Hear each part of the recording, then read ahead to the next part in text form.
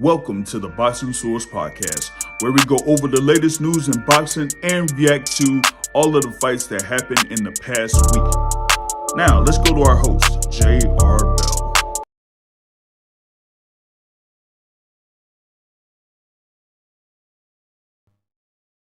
Yo, what's going on, everybody? We are here live for July 26, 2026, here with the Boxing Source Podcast.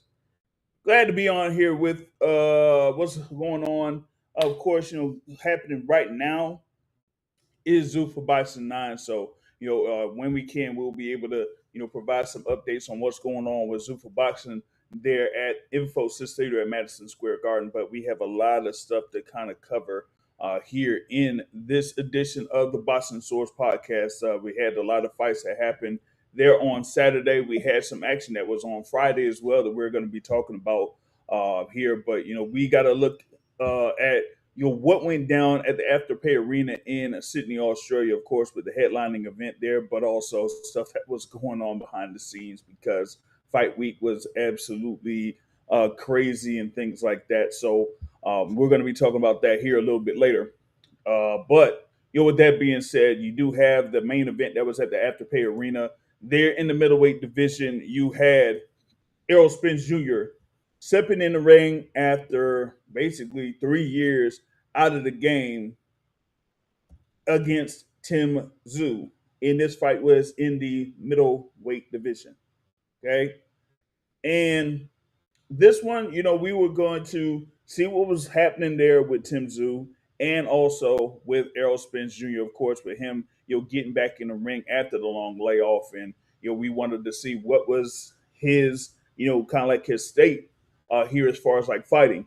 And, there, of course, with Tszyu was a former world champion at 154 pounds. Of course, had the losses to Sebastian Fundora and to Bakum Murtazaliev there, before getting back in the winning column there a couple of times, particularly with the previous bout that he had there in Australia, uh, and that kind of like got him back into the winning mode here before this fight against Errol Spence Jr. So we wanted to see what we could get from Errol Spence and Tszyu, at this particular point because this was kind of like considered a big fight big event there at the Afterpay Arena in Sydney, Australia.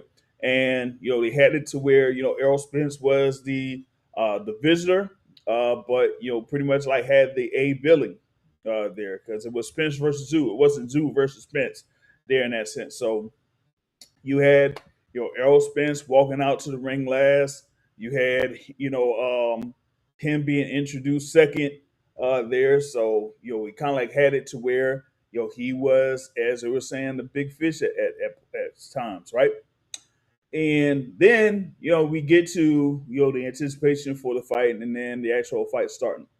And you can see there with Errol Spence that we had like the moments of activity and doing what he usually does at times. But one thing that I saw there early from Errol Spence Jr. was that when he was throwing the left hand, you could see that he was leaving his feet throwing the left hand.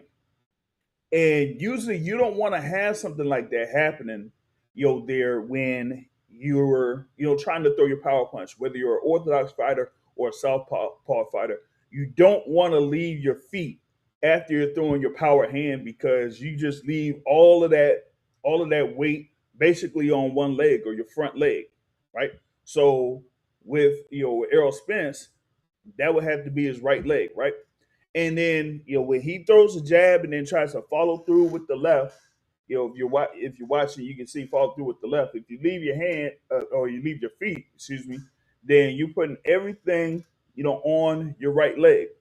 And when I saw that, I was like, that's not looking all too hot there for Errol Spence Jr. because you don't necessarily want to leave your feet and have the instance where you could end up being off balance there against your opponent.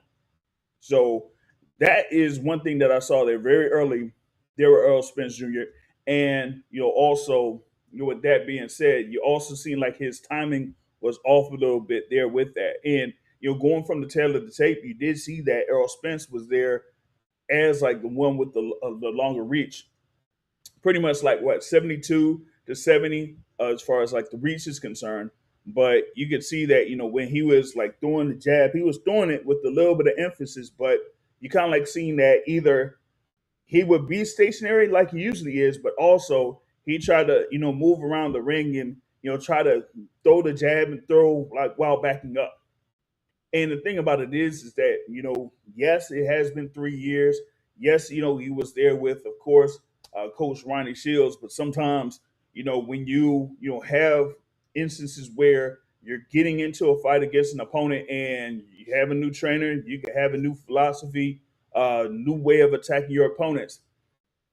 If you're not really used to doing that, in ring action, then you could be, a little bit uncomfortable because like sometimes some things never leave you as far as like what you've been doing for so many years. And you probably seen that there with Errol Spence Jr. is that when he was stationary or when he was trying to be on the inside and working the body of Tim Tszyu, then that was Errol Spence that a lot of us have been familiar with. But when you see him kind of like walking around the ring or trying to fight off of his back foot, that usually isn't Errol Spence. And the thing too is, like I said, he had like the longer reach. He was a little bit taller than Tim Tszyu, but sometimes when you back up, you kind of give up that reach advantage. And when you give up that reach advantage, one, you give your opponent the opportunity to try to close the distance and get to you. One, and then two, usually if you're not having your opponent kind of like throw jabs as the initiator, or if you're kind of like throwing jabs from a defensive stance, you really don't get that much behind it. So it's one thing to have like a little bit of emphasis behind your jab if you're throwing the right jab as a southpaw, but when you're backing up, it's almost like a keep away, so you're not getting full extension from it. You're not really getting full extension from it.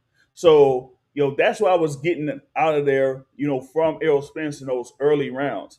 Yeah, it looked like he was winning, a couple of them.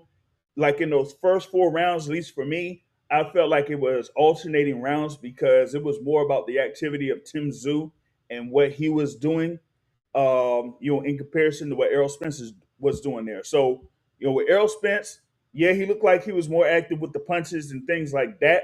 But when Tim Tszyu was answering, it looked like he had more emphasis or more pop behind his punch. But kind of like for me, it was mainly to what Errol Spence was doing as far as like fighting off of his back foot, backing up to the ropes, pretty much fighting in the defensive stance, even though he was throwing like a number of punches.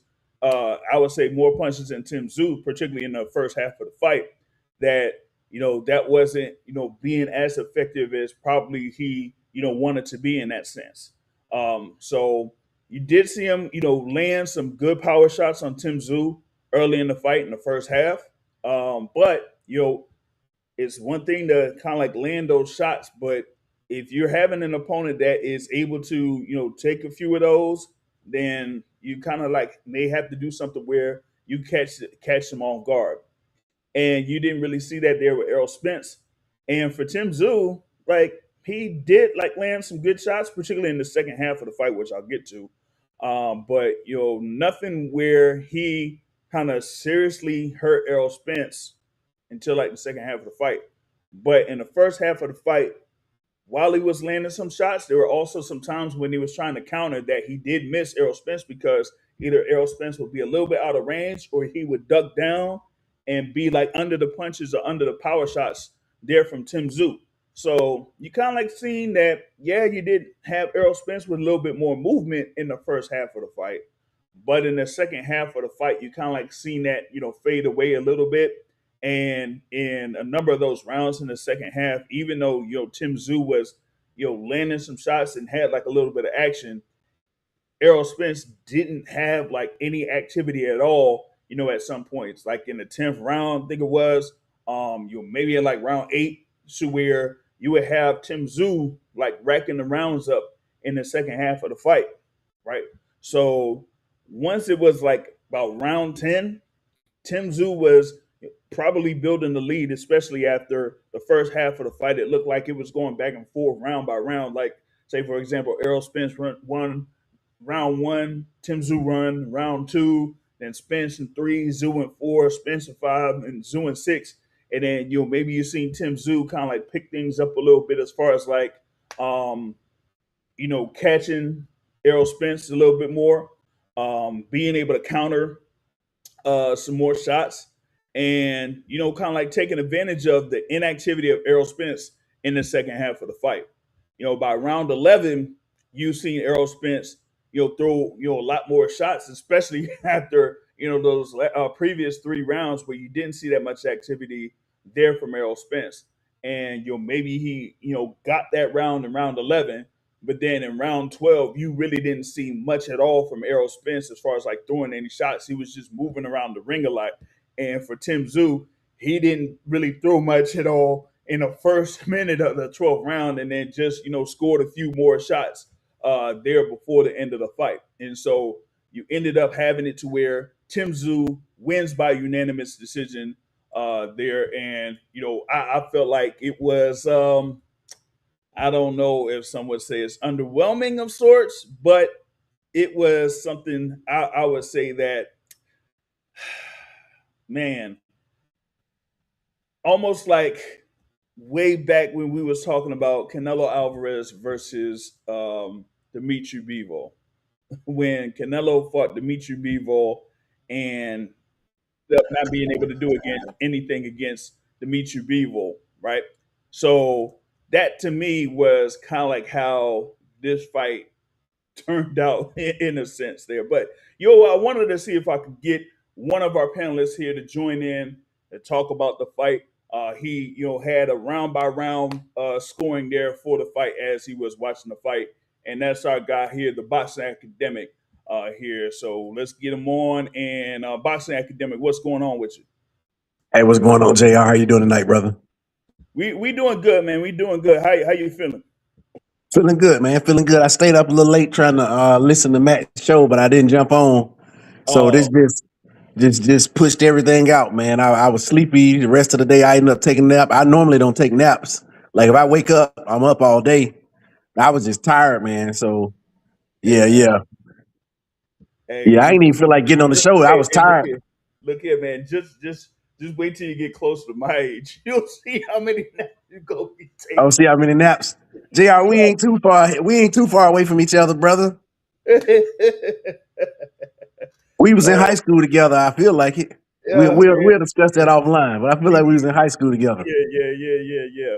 But man, I mean, yeah, watching that. Well, watching that fight, was something. But I know like how it was as far as like how late the main event started, but that was because of the previous fights, and I'll get to that later because right. So you had the thing there as far as like this fight with Errol Spence and Tim Tszyu, and you scored it there round by round, and you had like a couple of key points there for the fight. So if you can, you could go ahead and analyze the fight, and go through your scores or your round by round analysis on it. Okay, cool. Yeah, so obviously it was a good decision win for Tim Tszyu over Errol Spence. And I will say I watched this fight at a sports bar. So, you can imagine all the distractions that happen when you at a sports bar. Like it's just people next to me, they talking and it just started to get annoying and I got to ignore them. And then, the lady like keep walking up and asking you like, are you good? And I'm just like, yeah. And then, you got other distractions there as well too. Yeah. So, like I will say I did watch it at sports bar and I tried to do the best I could, with the distractions. But to me, this fight confirmed what people have been wondering about Errol Spence for a good while now. We all wondered, was Errol Spence the same fighter? Would he be the same fighter after the Terrence Crawford fight? And so 3 years coming off the fight with Terrence Crawford, we got our answer. And so Spence actually threw a good number of punches in the fight, but he looked very uncomfortable. He looked unsteady from the opening bell. His balance wasn't there. I don't know if you heard Terrence Crawford's synopsis after the fight where he kind of, I mean, nobody, at least black people didn't want Spence to lose. And, it's kind of, like the mortality of a fighter, and I don't mean life, I mean boxing mortality. We've been rocking with Spence for 15 years, 10 to 15 years. I don't know how long. We've seen his career from the beginning all the way to the end. And, like Keith Thurman, Deontay Wilder, Danny Garcia, it's just kind of surreal, man. Going through the years with these fighters, and then actually having to accept that is, Father Time is the one who's always undefeated. Mm-hmm. So his balance wasn't there, and he was expending a lot of energy just to kind of keep Tszyu off from walking him down in them earlier rounds. And so the biggest difference was that Spence's punches had little effect on them. And so we know that punching power kind of start from the legs, and it didn't look like Spence had the same legs underneath him anymore. The balance issues are one thing. Like being able to punch and stay on balance, that's something you train. But when you get to a point where your legs aren't there anymore, and every punch, you got to essentially catch yourself again because your legs aren't under you, And it could be that he didn't practice that all his life, and it could just be that, he it's just the legs aren't under him. So the shots that he used to command the respect with, they simply weren't doing that tonight. They weren't. It wasn't a lot behind them. And on the other side, Tszyu wasn't throwing a high volume of punches, but whenever he decided to let his hands go, he landed cleanly. Whenever he decided to let his hands go, he hit Errol Spence. And as the fight went on, Tszyu became more confident. He started implementing his game plan, and he was establishing his will. And then by the middle rounds, he was walking Spence down, sometimes with his hands completely down, because he wasn't worried about what was coming back from Spence, simply because Spence ain't got no power because he ain't got no legs. One thing I thought Spence could have done differently, and I'll go through this in my fight breakdown, but I felt like he could have. Okay, let me say this. This is idealistic, what I'm saying. Okay. So the one thing that he could have done was try to give Tszyu a different look. So the walking forward and trying to out muscle Tszyu and out work him and stuff, that wasn't gonna win him the fight tonight. He tried to do it like you said the first 5 or 6 rounds, but then it wasn't there anymore. So instead of standing his ground, I would have liked to see him use more movement, box off the back foot, get Tszyu following him, and then try to land shots off of that. Because as the point you made, if he didn't catch Tszyu when Tszyu wasn't ready, he wasn't gonna hurt Tszyu. The only way he could hurt Tszyu tonight is if he caught Tszyu with a shot that Tszyu didn't see. And all the shots he was throwing were slow, so Tszyu could see them, which is also why it didn't hurt Tszyu. Yeah. I mean, so his balance looked shaky, and he wouldn't have had the legs to execute what I'm saying anyway. So by the championship rounds, it looked, what'd you say? No, as far as what he usually does, Yeah. he wouldn't have been able to do it that way. So that's why you kind of said it was, if he was going to do something, then it would be to where, like you said, fighting off his back foot, or trying to run a counter game, which he did in some elements of the first part of the fight, but you could see that he wasn't really used to doing that. And when you kind of have something where you're not used to doing it, then It ain't gonna happen. Yeah, it's not gonna happen. So we'll get into that a little bit later, but you could go ahead with your your further analysis on it. Yep. So I'm gonna end, and then I'm gonna get into the scorecard. So by the championship rounds, it looked like Spence was trying to stop the inevitable. So there were openings, like you said this too, maybe not in exact words, but there were openings. But Spence really couldn't pull the trigger because he hadn't practiced it. He couldn't. After 3 years at the ring, he couldn't pull the trigger. Yeah. So while Tszyu continued landing cleaner, more meaningful shots. And so as we learned from Keith Thurman, being off from boxing for multiple years then taking a semi-world-class fighter in your fight back probably is not the best idea, because you're gonna be trying to pull the trigger and the trigger stuck. It ain't going all the way through. Mm-hmm. So kudos to him for trying, but maybe even where he's at this point, it probably wouldn't have even mattered. But maybe him taking a tune-up, which he doesn't like, to just get him acclimated to throwing punches and seeing punches and stuff, and then facing the Tszyu, Mm-hmm. So who knows? But maybe where he's at now, that wouldn't have even mattered. So going through my scorecard. So round 1, I called it for Spence. So Spence's activity won the round. The slip and bolo punch almost changed the trajectory of the round. So one thing that I don't think Errol Spence, with him being off for 3 years, there was the thing where he slipped or whatever, and then he got up and he was just kind of standing there. And Tszyu didn't wait. Tszyu tried to kill him, right? Tszyu tried to hit him when he wasn't ready, which in boxing is protect yourself at all times. But to me, that's the difference in mentality. Tszyu was like, I'm going to win this fight kind of like at all costs. You know what I'm saying? I don't care if you're ready. I don't care if you're not ready. Mm-hmm. Yeah, you slipped. Yeah, you slipped and you kind of looking in no man's land, but I'm going to hit you either way it go.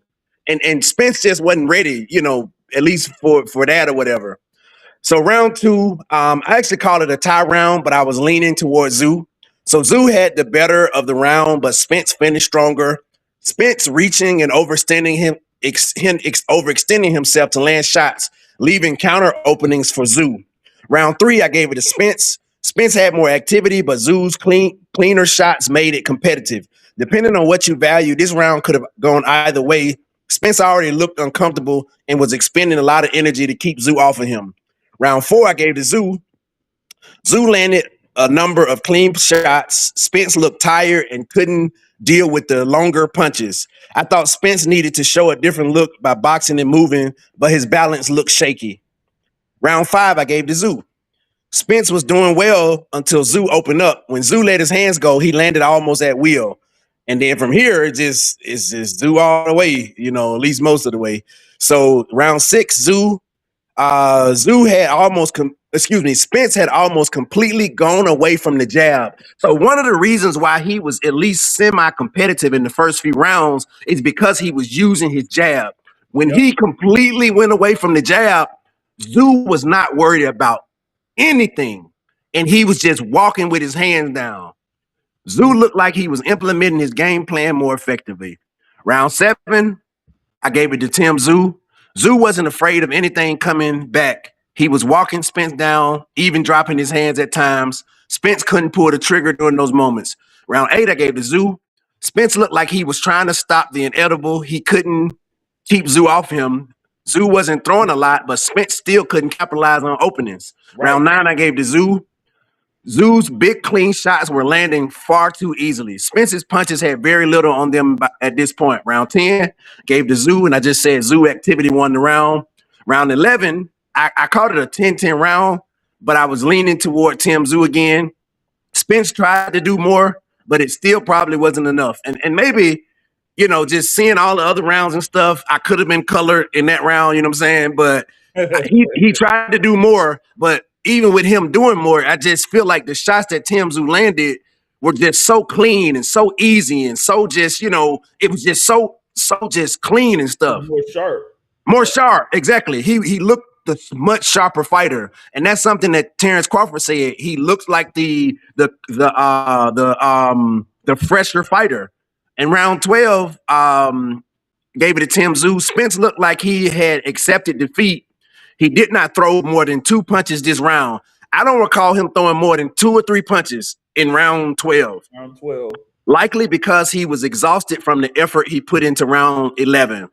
So my final score, with the 10-10 rounds, it's gonna sound weird, but 117 to 113. But depending on what you like, that could be like 2 Yeah, it could be 111, 119, or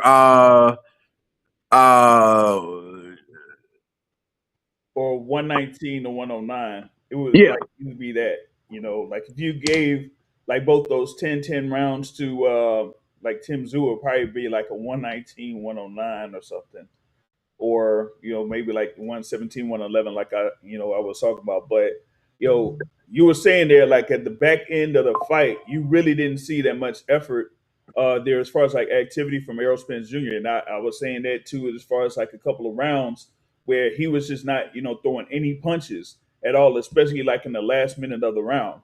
And for Tim Tszyu, it was more about his level of activity in the second half of the fight, because in the first half of the fight, you kind of like seen him, and he was basically walking down Errol Spence, but he was just like this. So he was looking to see what was going on with the jab of Errol Spence, and if he gets in range, then yeah, he'll be able to throw a couple punches.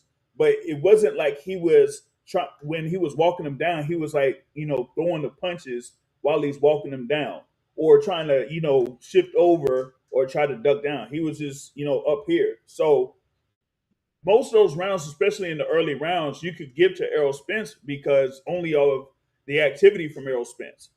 But then, like you were mentioning, I was mentioning earlier, as far as like the punches from Tim Tszyu, you could see that at least they had a little bit more emphasis behind their punches. Like he was like really, trying to get through those punches, especially with him walking forward, throwing the power shots there with his right hand. And like in the middle portion of the fight, you can see him like landing up more of those power shots, like the right hook, since you had Spence as a southpaw. And at times you seen there with Spence, and even early in the fight, when he had his stance, it was almost like he had his power hand down. So he would have that, that side of his face open. There were times where he would kind of like have the hand up, mainly because he was like in close quarters or whatever it is, or he would move a little bit. But by the time you got later and later in the fight, that power hand, that left hand was going down and down and down. Partially, it could have been from the work of Tim Tszyu going to the body, probably from like round 4 to, round 6 or 7. But you can still see like Spence's left hand going down, or like easing down a little bit, or easing down. Or you can see like where he would try to react and try to like, push back a little bit.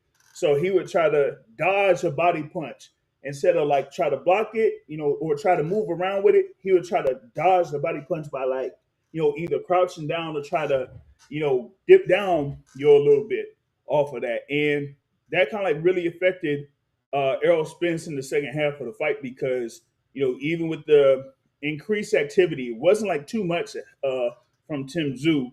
It was at least enough to where Errol Spence reacted the way that he reacted.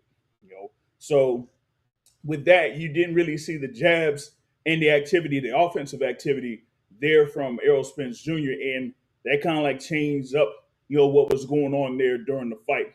For me, there wasn't like instances where either fighter was in trouble. The only time I would see it was where you had Errol Spence that'll be like off balance a little bit, or where he ends up like turning himself around, and that he would have to, once he turned around, he would have to be wary of Tim Tszyu throwing a punch, because Tim Tszyu will like throw like a, what I would say, like a underhand uppercut or a hook, and usually he would try to catch his opponent with that, especially if they have his opponent off balance, and see if he could score like a good power shot or a knockdown off of that.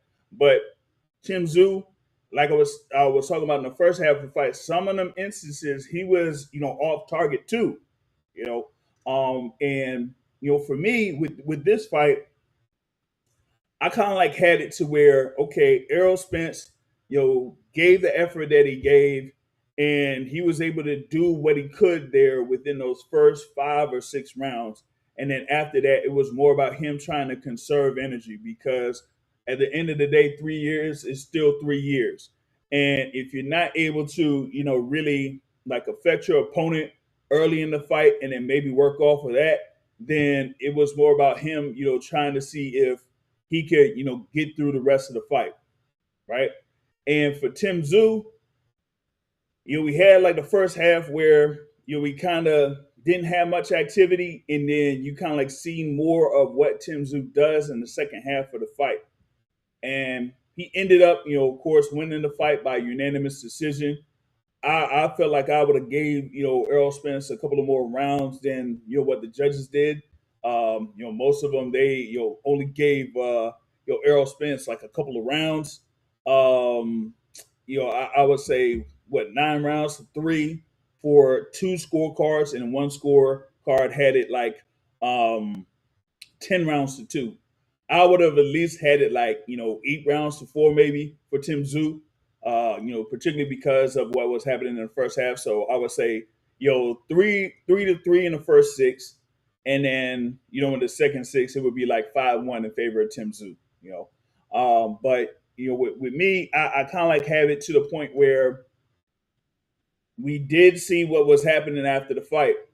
And Errol Spence, kind of like said, his words after the fight, and him giving the effort and everything like that.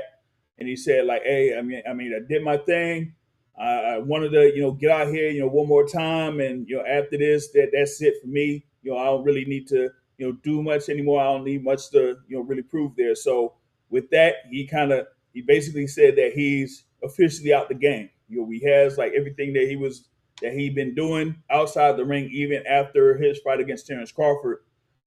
So it was more about him, having one more fight, seeing what he had, if he had anything left, and if he was, kind of like successful with that, then kind of move forward. But if not, then we said that would be it. And the effort kind of like showed that he really didn't have enough there, to kind of like get to keep up, especially in the 12-round fight. And this was 12 rounds, which again, I don't understand that whole little concept. If it's not for any type of belt, why have it for 12 rounds? Only thing I see is basically money. So that's pretty much what it is. But for Errol Spence Jr., him calling it career, some people could really say, hey, he did his thing there in the welterweight division for a long time. Some might say a little bit too long, but hey, it is what it is. You have to do what you got to do, especially in the welterweight division. That's been like a money division. So he had what he did there from 2012 up until the fight against Terrence Crawford in 2023. So that's like 11 years there in the welterweight division. And then after that, you'll have that break, your extended break, and then get back in the ring here against Tim Tszyu, and it's in the middleweight division. And with that being like your first fight in the weight class, they're going up against Tim Tszyu. That's something where you might have to work a little bit. Yes, Tim Tszyu was former WBO super welterweight champion, but with Errol Spence there, man, he had his effort and he ended up retiring. But I'm going to say this, and this kind of like stems from what was going on in the press conference for this fight. Errol Spence announced his retirement, so he said he's out the game. Now, Errol Spence says he's retired, but given what I saw, man, um, Tim Tszyu should think about it. He should think about it. As far as like an overall summary, you have Errol Spence Jr. there that was out of the game for 3 years. Almost going to be 3 years to the day since his bout against Terrence Crawford. And you have Tim Tszyu that's there at what 31 years old. So he's there at 31. Errol Spence is there at 36. Tim Tszyu, of course, like had a run of sorts there at super welterweight up until he fought Sebastian Fundora the first time. That bloodbath that happened against Sebastian Fundora really changed the psyche of Tim Tszyu. And then when he had the bout against Bakhmut Murtazalia, which was the next bout, he just could not, have that resistance to punches like he would try to have against a lot of the other opponents that he was going up against. So once he had that, it was like his psyche was definitely changed. And so for me, I think he still has that element where he's a little bit tentative of when punches like come towards him or land towards him. And some of the stuff with his timing, like I said, in the first half of the fight, like really wasn't there. So I'm saying with Tim Tszyu, I know that he's considering going competing there in the middleweight division, but if he goes up against a couple of fighters that are there campaigning at middleweight right now, especially those that are close to or at the world title level, I would not be too confident in Tim Tszyu being too successful there on to that. I have on the live chat here. Shout out to Adam Hurley here on it, and he says it reminds me of when Tim Tszyu said he wanted Terrence Crawford. But I wish Spence would have got a couple of tune-ups for his last fight. Yeah, but hey, it's Errol Spence being Errol Spence. No tune-ups. And the thing about it is sometimes you got to be like that. I don't. For me, it's not really about the whole thing with the money or whatever it is, because that money part was one of the topics that was brought up after the press conference there. What was that? Thursday, right?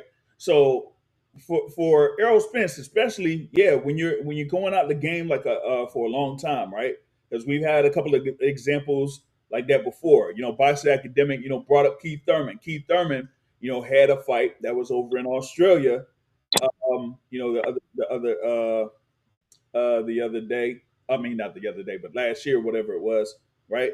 And it wasn't against like a high profile fighter. It was against a guy that was competing at that division, but had been at a lower weight class before fighting Keith Thurman.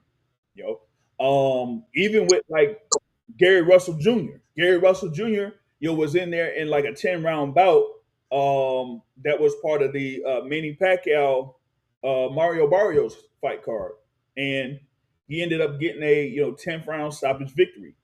Hey, Friday we even seen Demetrius Andrade get back in the ring, for the first time in a good while since he had the fight against David Benavidez, and he ended up getting a first round knockout against Douglas Ataide, or I couldn't even pronounce his name or whatever it is, right? So with Spence, maybe that could have been the same thing because as I was mentioning, you're there, having a fight, first fight there with Coach Ronnie Shields, and Coach Ronnie will have you, fighting a certain way, especially if he sees something that you were doing, in your previous fights that make you vulnerable in a sense. And so that was what I was seeing, was that he's saying, hey, you're gonna have to move your upper body, move your head a little bit, try to get yourself on defense, because Errol Spence usually just tries to walk down his opponents and just basically outwork them, beat a tougher guy in the ring, and catch a couple of shots, but also throw 3 or 4 more.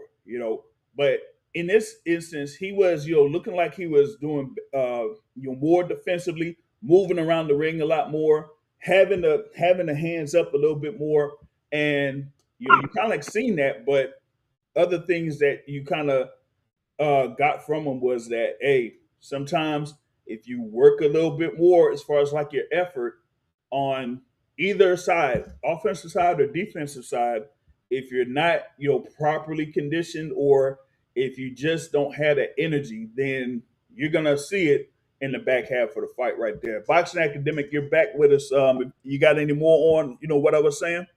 Yeah, or if you just out of practice, like if you are trying to implement those things and you hadn't been, if you go out in the sun and you're not acclimated to the heat, it's gonna be a lot rough than if you go outside and play basketball outside. Like if you ain't acclimated to the heat, and that's all I would add. I guess one question that I would ask you is, so you said essentially if Tim Tszyu fights the top guys, it won't go well for him. So he should think about, you know, like looking toward the end of his career too, because if he does fight those top guys, it will not go well for him. Can you explain that a little bit more for me? All right, so of course with this fight with Errol Spence, it was there, initially at 158 pounds, and then of course they switched it up to being at 160. So they basically had both of these guys competing there at the middleweight division, which I kind of like thought that it would be a middleweight fight, given that Tim Tszyu's fight against Ennis in April was in the middleweight division. So with Tim Tszyu, he was saying that after the fight that he would like to continue to compete there at middleweight. For me, if you got guys that are out there, like say for example, Erislan De Lara, if you got Jesus Ramos, if you got Yoenli Hernandez, those three fighters that I mentioned are like they're within like say PBC or with that work with no limit over there in Australia. So you kind of like see that if you got Tim Tszyu as a quote unquote PBC fighter, those are like the potential matchups that are out there.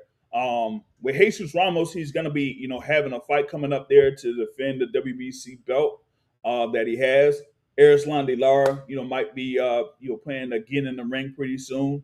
But the guy that I'm saying to watch out for at middleweight is Yoenli Hernandez. He, is looking like a guy that you really don't want to like step in the ring with if you don't have your, as they say, your proverbial P's and Q's or whatnot, right? So with that, I kind of like have it to the point where Tim Tszyu could have a couple of wins here and there in the middleweight division, but as far as like maybe competing at the top, maybe Denzel Bentley or something like that, who currently is the WBO middleweight champion. But as far as like those guys, I would not favor Tim Tszyu against them. So if you got Tim Tszyu there competing at a high level in middleweight, yeah, some people are criticizing the middleweight division right now, but with Tim Tszyu and what he was doing there against Errol Spence, I'm not necessarily sold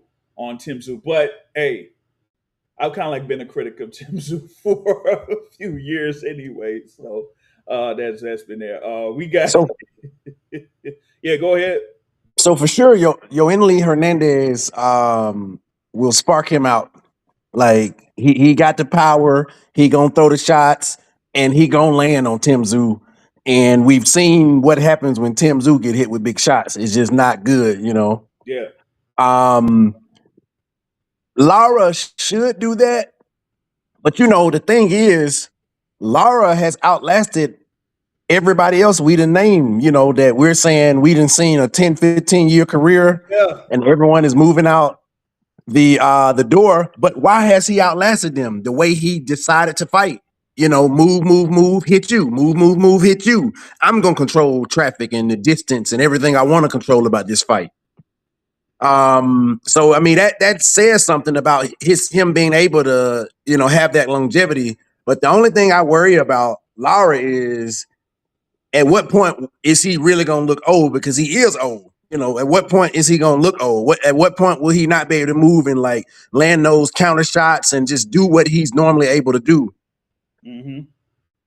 That's my only Yeah, worry about and him. with him, but like you said, I mean, he's been able to outlast a lot of these fighters because of his style, especially when he was competing in the 154-pound division. I mean, he's been out there around the same era as the guys that we mentioned, the Errol Spencers, the Terrence Crawfords, the like you bring up Sean Porter, you could bring up Keith Thurman, there that competed at welterweight, and he's kind of also been around there for like, the Charlo brothers when they're at 154, like Julian J. Rock Williams, and then hey, even like what is it, like Austin Trout, he like so. Hey, shout out to Erislan De Lara for being in the game for as long as he's been in it, but at least right now he's kind of like some might say he might be the top guy in the 160-pound division right now, especially if you got Carlos Adames that will like intend to move up to 168.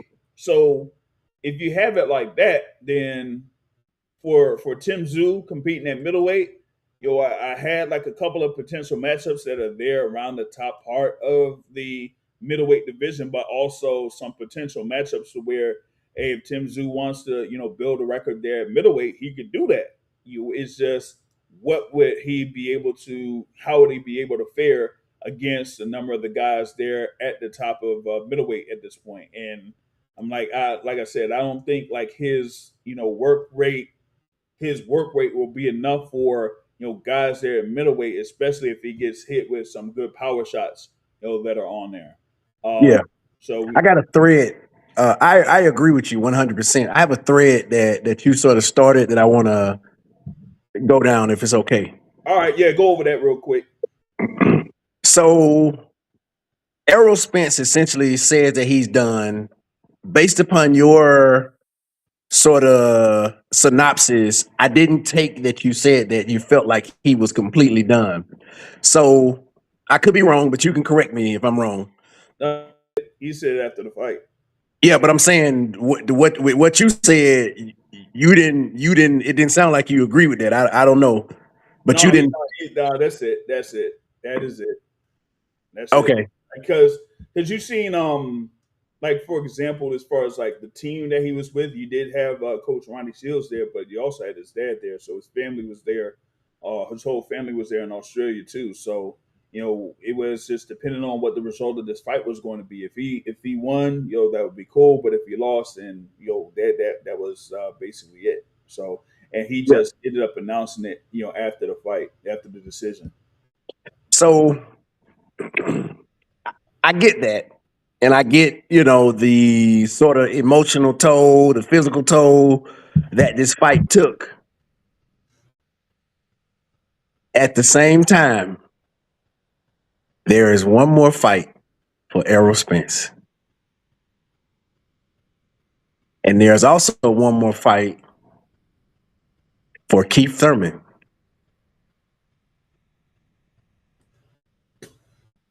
Which, if you pit Errol Spence against Keith Thurman, they both get a payday.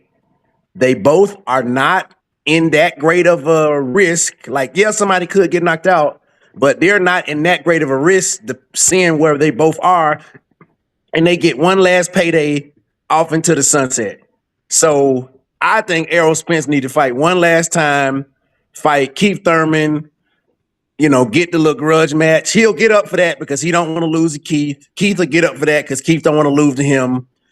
And then, with both of them in their fallen state, we'll just see how it lies. And, yeah, I think that's one more payday. One more safe payday that both of those guys could get. I'll say this. Yeah, it kind of like looks like it is, with the loss that Errol Spence suffered, that it is, kind of like an end of an era of sorts. You were out there for Keith Thurman when he fought Sebastian Fundora in Las Vegas. And as I said, you see with there with Errol Spence Jr. And I see that you did present this idea there as far as like one more fight, and that it would be between the two. I'm not necessarily in the camp of sorts or whatever it is, but given the past, I'll say, listen, if it was $5 million, if it was $10 million, if it was $20 million, if it was $50 million, ain't no motherfucking way Errol Spence will say yes to Keith Thurman. He don't like that. He don't like Keith Thurman, man. He'll Keith Thurman. He said, man, he'll never forgive Keith Thurman or whatever it is. So I don't think he's gonna end up fighting him. All right, we got our guy here, the resident chef of the Boxing Source podcast. It should be checking in here, and that is Brother Terrell in the building. Brother Terrell, what's going on? Hey, what's up, everybody? What's up, Mike? You good? Yeah. How you doing, Terrell? Good. Yeah, I did definitely caught what you just said, the proposal with Spence third fight. Honestly, they could put that on the undercard of a major fight card, and it will work out. But as Jared just pointed out, when you petty, you hold grudges, that shit just lasts forever. Yeah, No that's funny. It actually makes sense at this stage of their career to get them one final bout and even for Spence to have his true final fight to be here stateside where it should be, right? That would be nice. That'd be a nice send off. But when that happens, we don't know. But I do like the idea. But like I said, if you're in petty, yeah, it's never gonna happen because hopefully Spence. I mean, from all accounts, he's taking care of his money. From all accounts, came back in to get another payday because hell, I'm not saying it was hard to get up for a zoo fight, but he's a veteran. He's been to many training camps. He knows what to do. To my knowledge, let me think here real quick. Spence went on the road to fight. What's the guy's name from England? Kell Right? Brook. Yeah, yeah. But other than that, to my knowledge, he's never been outside the country like that to fight for a major fight like that. So, second time, 3 years removed from his last fight. So, I mean, I was kind of just sad, like you mentioned, is really the passing of the torch, or just the end of an era, more Yeah. so. And I think we all had high hopes for Spence in this fight. Uh, it didn't play out the way it did. Yes, we were talking back and forth between when the fight was happening. Like I said, Spence is not the same fighter no more because he's not elite, and we know with Tszyu, solid fighter at best, C fighter now that he's been knocked out a couple times and been in roughhouse. Mhm. But the oldest that we know he can Tszyu would not be able to compete with him a few years ago. Not at all. Not at all. But it is for me. It's sad to see this Spence just getting hit. His reaction time was slow. Send him and mainly send him on the back foot. We know Spence is what called the big fish. He's supposed to Mhm. big fish hunt and not be on that back foot like that. But that was the case last night. Was not. Yeah. My thing was, him like having that instance where he was fighting off of his back foot, especially in the second half of the fight. But kind of like also, when he was, moving around early in the fight, you could see that he was, trying to just throw the jab, throw that right jab, but also kind of like back up a little bit. But you did have instances where he was like going in and then, trying to do the work and stuff like that. And there was like a couple of times when he did do some work, and then the ref would kind of like step in and say, "Hey, that's a little bit low," or whatever it is. So I don't know. Maybe there was like one instance where he like dipped down and then tried to come back with a body shot and ended up hitting the trunks of Tszyu. But you could kind of see that when he did go to work, he was having some success there early in the fight. But as we were mentioning earlier, when you're going up against a guy that is kind of like used to being around that weight class or close to that weight class, then those shots may not have that as much of an effect, especially if you're getting back in the game there after a 3-year layoff. Like, who knows how long the camp was? I would say probably 8 to 10 weeks max. You know, so it's something where you have to basically be in a groove of sorts, or at least have a couple of fights, like as mentioned before, to where you're fighting someone that is as active as Tszyu was. You know, he actually had, if I'm not mistaken, two fights after his loss to Sebastian Fundora. So you're getting right back in the ring after having that big loss to Sebastian Fundora. You would think, like, at least with Tszyu having lost to that magnitude, that would kind of like put you out of the game for a good little bit. But no, he was back in the ring 5 months later after that loss to Sebastian Fundora, and that was last year. So he had another fight before the end of the year, and then had the fight against Dennis Nerger before this bout against Errol Spence Jr. So you can see that he, had that frequency that you kind of like need as a fighter to, get yourself active, get yourself in a kind of like a, as they say, a fight shape instead of like a gym shape. Because if you're either out of the ring for a while, or you get to a point where you're at a high weight, then you have to get in gym shape first. At least for me, you have to get in gym shape first before you get in a fight shape. So either you will have to, like, say, as they say, weight loss camp, or trying to get yourself to where you're used to doing things before you can actually prepare for a fight. And for like someone like Errol Spence, if you say like no tune-ups, you already know what you have to do there, as far as like training at a high level, sparring at a high level, to prepare for, someone that's been in there, against a number of fighters there in the super welterweight division, and also a couple fights there above super welterweight. So that's what you're seeing there with Tszyu. So, Which so for what was that? Which, if we're being honest, is a very I love Errol Spence, but it's a very immature sort of mindset. It's arrogant and it's immature to me. And it gets this result. Well, Because who's above when you fall off the horse, crawling and walking before you start running? Who's above it? No one's above it. yeah, but and the thing too, though, it also attributes to, at least for me, and like a couple of folks that have been in the, in boxing for a long time. This is like one of the bigger criticisms of boxing today, especially at the highest level, because you get to the point where you have success, whether it's through titles or through money, that you're having just big events instead of just staying active. So that's why you're seeing a lot of the fighters that a lot of fans know only having 2 fights a year or maybe 1 fight a year, because it's like more of the money and other things. So when you do that, you don't have that instance where you do get into fight shape, not like ring shape or what I was saying before, but like being able to be used to doing what you were doing, or like having it to where you spar like how you've been supposed to spar and things like that. Like a lot of these fighters don't necessarily have that, and they're not having these fights that they had pre, I would say, before the, what I say, within the 80s and 90s.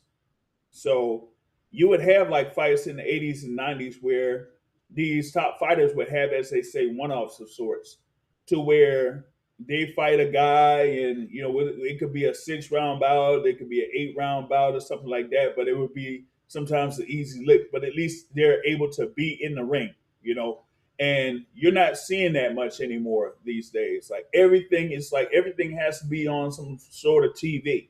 So when you do that, you're basically just you're having yourself vulnerable in a sense. So I think there were Errol Spence, like he needed 1 or 2 fights there where he could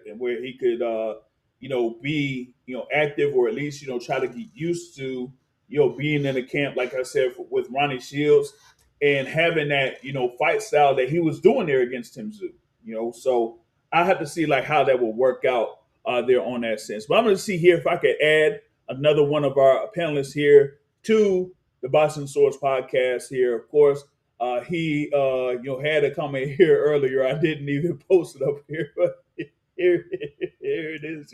He only had the chick in before he was on.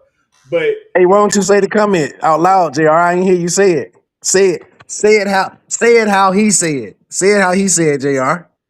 We want to hear exactly how he said it. Why didn't you say the comment, JR? hold on. Before I had him on. All right. I can't believe he did this, man. Here we go.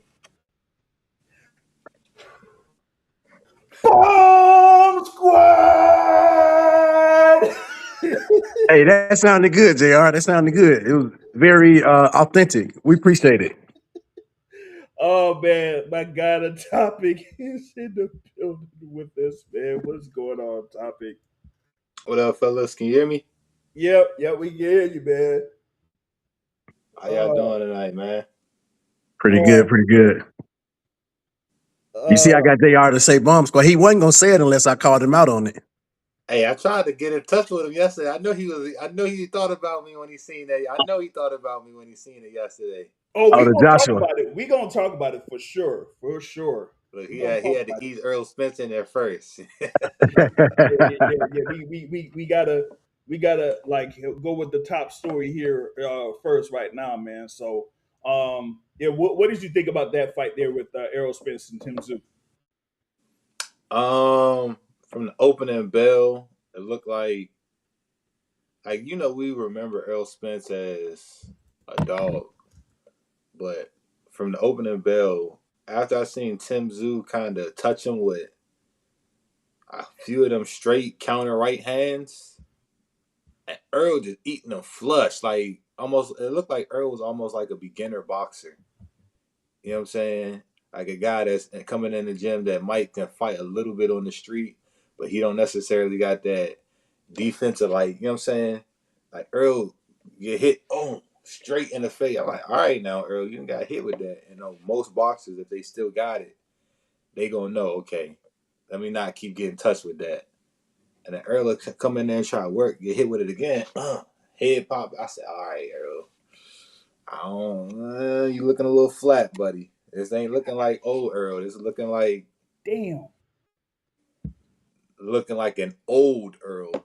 You know what I mean? So, he showed glimpses in there where he still got the offensive output, but as far as him trying to get back up in there with like any young active young lion that's trying to, you know what I'm saying, claim a territory, I wouldn't want to see him do that. You know what I mean? I think that was just more like and you could kind of hear him talk about a little bit like a cash grab, security. You know what I'm saying? Because like he was saying, I seen in some interview, he was saying like, you getting money as a boxer, you can make a lot of money, but all them years that he had laid off, whatever, just money going away. And he was like, if you don't got your money working for you, whatever, like that, it'll be gone. You know what I'm saying? So I think this was like him come back. That's why the fight was over there in Australia. Because easily he could have said, let's put it in my hometown, Dallas. Easily. He, you know what I'm saying? No matter if he coming off, he Errol Spence. So he could have, you know what I'm saying, demanded that. I want it Yeah, in my they what the hometown. I verses want it were in versus. Vegas. I want it somewhere, you know what I mean? But he said he wanted to go over there. And when he came out with that music, it kind of, you know what I'm saying, little things like that to me kind of like indicate that he know that things could go a certain way. You know what I mean? And like I said, he might have just wanted to do a cash grab. Remind me Now, what the music was. it was some non, I don't even know the name of the song. I really don't know the name of the song, but it was like a kumbaya type of. Yeah. I know what you're talking about. Yeah, I mean, it was like a Damn. kumbaya type of, like, not a song you would expect him. You expect him to come out to like some Yellow Yellow Beezy or Beezy. like, you know what I'm saying, something Yeah. from Texas, Big X the Plug or Yeah. something like that. Some, you know what I mean, Oh. something with a little bop in it. He came out as something that's like you were saying at like a retreat. You know what I'm saying, for like, I don't know. And I thought Yeah. it was just like a walkout from the locker room joint and then he was gonna switch it, but he walked all the way. I said, this ain't nothing that usually get a fighter Like amped up. you know what I'm saying, get ready to go in there and get it on. So some Remember things like that just let me know. remember the joint there where he was in Dallas against your Dennis Ugas and he had that joint there Southside the realest. You know what I mean? So he like, yeah, man, I guess, he just had it to where he, just wanted to have that fight in Australia just to, be out in Australia and stuff like that, but they said it would be more money in Australia. That's why they had it there in the first place. But like you said, I mean, there were times where he just looked like, as they say, a novice. Not just on defense. Like having his left hand down and getting caught with right hooks, but also when he was throwing that power hand, he was like, leaving his feet. You don't really leave your feet. Like you never really leave your feet. When you're throwing your power shot, you got to be stationary and everything like that, so you'll be able to have a flow of punches. So even if you had like a 1-2, you can have like a 1, a 2, and a 3 if possible. But that's only if you're staying stationary. And it was almost like he was reaching a lot there, early in the fight against Tszyu. And part of that, I felt like it was because he was, fighting like off of his back foot or moving backwards, while he was throwing his lead right jab. So you kind of like seeing those issues there. Now I was looking at something there earlier, man, for that Zuffa Boxing 9 live right now. They had like Vladislav Serenko score a knockout win over Otto Wallin, so Wallin got basically flattened there in round 10. So and that looked like before the end of round 10. But Semenko was actually winning the fight. It looked like up to that point. So yeah, that's a live Zuffa Boxing 9 update right there for y'all. But yeah, you kind of like seeing that there from Errol Spence as far as like missing a couple of things that look like it would be basic, for a fighter to remember or something that would be off instinct, and he wasn't really doing that. What did you think about like Tim Tszyu's performance right there? Because I said that Tim Tszyu, even like the first half of the fight, he was missing some shots that he shouldn't be doing there, especially if he was as active as he is. So I said, hey, yeah, you do have Errol Spence retiring, but hey, even though Tim Tszyu looked like he's going up the middleweight, he might have to think about it too, man. I mean, Tim Tszyu on the backside of his career too. You know what I'm saying? That's why Spence, I'm assuming, took that fight, because didn't Tszyu, who did he fight last? Well, he had a fight there in Australia against Dennis Nurkic. That was in April. But Before the last that, loss that he had was he got beat up and stopped by Sebastian Fundora last year. Right. So that kind of, you know what I mean, put him to that, almost like how Spence was when he fought Bud. When he fought Bud, you know what I mean? It was like a bad whooping like that. And this was like a get back fight, the last one before this one.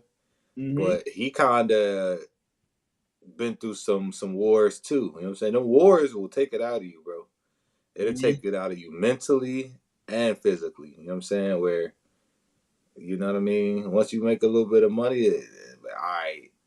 So him beating Spence was a perfect matchup where they both was like old wounded lions with some battle scars. You know what I'm saying? Battle scars, yeah. Yeah. They both was like, but what's his name? Just been at battle a little bit more recently, more freshly. You know what I mean?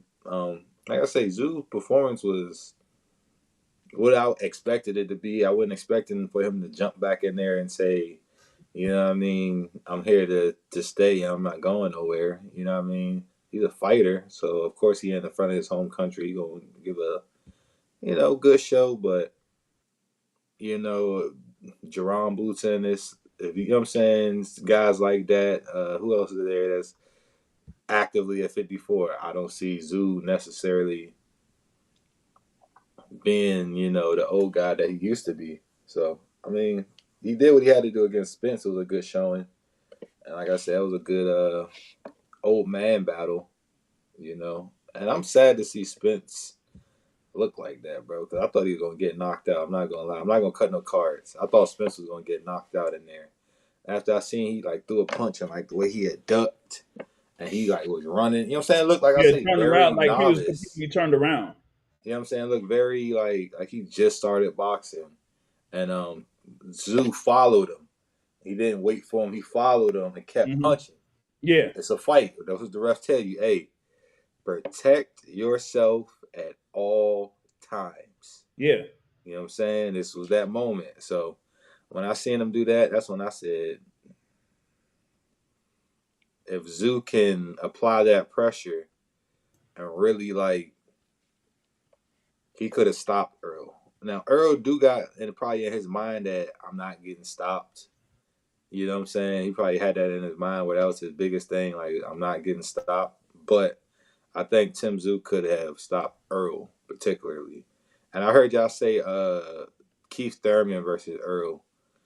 I mean, I think Thurman would get him. You know what I'm saying? Maybe at this point, it's plausible, right? I think maybe Thurman would get him. Because Thurman's been a little bit more. Has he been a little more active, or they kind of both fought? Nah, they both. Yeah, they kind of like it's both. But like I said, with Keith Thurman, he had the fight there in Australia when he was originally slated to fight Tim Tszyu, and that was last year.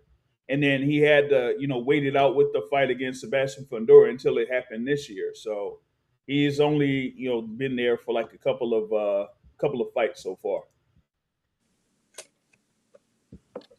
Well, I mean, if I was Tim Tszyu, after this Spence right here, I probably would have a couple more homecoming fights really, you know what I'm saying, ride his momentum, throw a couple main events in Australia, maybe get like some kind of like not junior title, but something like that, maybe, you know what I mean, and just go ahead and plan an exit plan. You know, Plan open up a exit coffee Zoo and shop. Thurman would work still. I mean, yeah, it would. If Zoo wants to, if he wants to stay at 154, it could still work. But like I was saying earlier, it looked like Zoo was planning to be there at middleweight because he felt like he was more comfortable at middleweight. Like his fight against Dennis Nerja was there around the middleweight division. He weighed in at like 157 there for that fight, and here this was like around 159. Since the limit was at 160, so he kind of like competed there at that point. So I wonder if that was something to where he said, okay, maybe I could compete here, at middleweight. So I think his next bout is going to be there at middleweight. So I think there with Keith Thurman, I don't know, maybe maybe they could have an outside shot of having Keith Thurman and Errol Spence Jr. But like I was saying, I don't think Errol Spence Jr. wants to go ahead and not have that fight Hey, there. Jared, Yo, any idea on the venue size? How many people were at this event? And also, any idea on the purse sizes that both guys got? oh, I don't know about the total purse there for it. I mean, I probably could get it, but that Afterpay Arena's capacity is over 21,000. Now, I don't know how many folks was there in attendance for it. I had to see if they showed how many were there. But that is like the biggest indoor arena that they do have. But as of I guess Thursday or Friday, I don't know if they had the thing where the fight was like sold out. Let me see. Oh, and this is on the note there for Tim Tszyu. Like he was saying that he was going to be there at middleweight. Like he said there after the fight, quote, middleweight is my new division and I feel strong in there. And he also said that he would love to fight for a world title. I want Arislandi, Lara, and all the champions. That's what I'm aiming for. So there you go. Another old man. So I mean, but Lara aging like fine wine, man. I ain't gonna lie to you. Yeah, man. If he pick and choose, if he do how some of these young fighters are doing and pick his opponents and choose guys that he gonna look good against, shoot, Lara might be like LeBron, boy. He go to 50. You know what I mean? If he do how these young guys is doing and talk a good game and say, oh, these guys, why would I fight him? He's got nothing for, you know what I'm saying? You pick and choose the right guys. Lara might go out there and look good against Tim Tszyu. But that's another, you know what I'm saying, over the hill fight. Yeah. With that said, even if with that venue down there, Zoo's not gonna fill it out against a regional opponent. He's just gonna need some kind of big name in order to bring a draw down there, and of course had any kind of financial backing, of course, to bring someone down there to overseas that's significant. So Lara, it's a nice fight, but Lara's not a draw. When's the last time a Cuban fought in Australia? That's a good question. Good trivia question. But that's what I said. What was how much both fighters made? Was that significant? Can they generate that again? But it would have to be a big name, for someone to fight down there again. Yeah. I have to see if anyone like had a report on it or something like that. But yeah, I haven't seen like anything that's like official or whatever it is. But they're saying that it might it might be something around 10 million or whatever it is, but I don't think it's like up to that point. But that's what they had as far as like what I'm seeing, but nothing official. There, from Australia or whatever it is, as far as like the total purse for that. Is So, Tszyu like a big? I mean, because it's Australia, so does yeah, I he mean, it's supposed to be represent that. Australia? It's Like, is he like the Big name He out is of Australia. yeah, he is. I mean, I don't see if there's anyone else that's out there anymore. I think what You Liam know, Paro, right? you have Liam Parle, that's a world champion, a multi-division world champion. There you did have George Kambosos Jr. that had his fights against Devin Haney that was out there, but like currently right now is Liam Parle. Yeah, they might could do like a Tim Tszyu might gotta be the co-main of Paro. I don't know. I mean, Parle, recently won the IBF welterweight title there. Yeah, he's strapped up. With- That's why Tszyu got a yeah, co-main. hey, well, yeah. So maybe they could make an event for that. So we'll see how that goes on that front. But before move on to the next big topic on there. Now I wanted to talk about that, like at least the card in general, right? Because Let's talk about that other guy too. no. We gonna get to that. We gonna get to that. This card, of course, it initially had been built to not only have Errol Spence versus Tim Tszyu, but it was also supposed to include Jamal Charlo to be on there to compete against Caoimin Agyarko. And you had that basically be scratched because Jamal Charlo couldn't get into Australia with the visa issues, and they Australia is really strict with visas for folks with any type of criminal record. So we could kind of see that, right? But the other big story about the fight card was that the fight that was going to be replacing Charlo versus Mizudier as a co-feature bout was Stephen Fulton versus Liam Wilson. That fight was scheduled to be at 130 pounds. Okay. You get there in fight week, and at least for me, I didn't see much of anything. I didn't watch the public workouts live, but from the public workouts, Stephen Fulton wasn't there for the public workout. And then you get to the press conference, and then the guy that's the MC for the press conference and all of that, and you had the lead promoter there, for No Limit Boxing, and one of the things that they were saying was this fight between Stephen Fulton and Liam Wilson is now going to be fought at 133 pounds, and I'm like, wait, hold up, it's Thursday, like weighing is Friday, and y'all saying that this fight is going to be at 133 pounds. And then later in the presser, you got Stephen Fulton saying that, hey, I've been requesting for this fight to be at 133 pounds since I basically touched down in Australia. And I'm like, oh boy, here we go. Then you get to the official weigh-ins, and it wasn't even no way that Stephen Fulton could even make 133 pounds. And since he missed that by like 5 or 6 pounds, that fight got scratched. So Stephen Fulton was there supposedly to fight Liam Wilson at 130. Definitely couldn't make 130. Then requested a thing for 133 and couldn't make it for 133. Now a whole lot of fight fans and other analysts and stuff like that are really on Stephen Fulton for not being able to make this weight.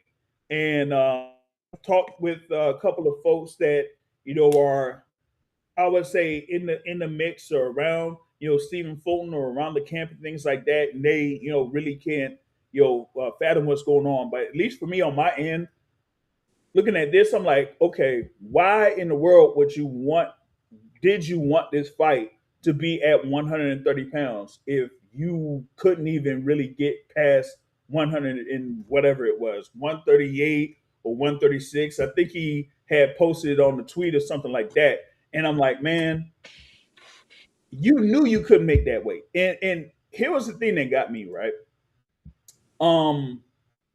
Stephen Fulton, in his last fight, he fought O'Shaquie Foster. That fight was supposed to be at 130 pounds for O'Shaquie's belt. So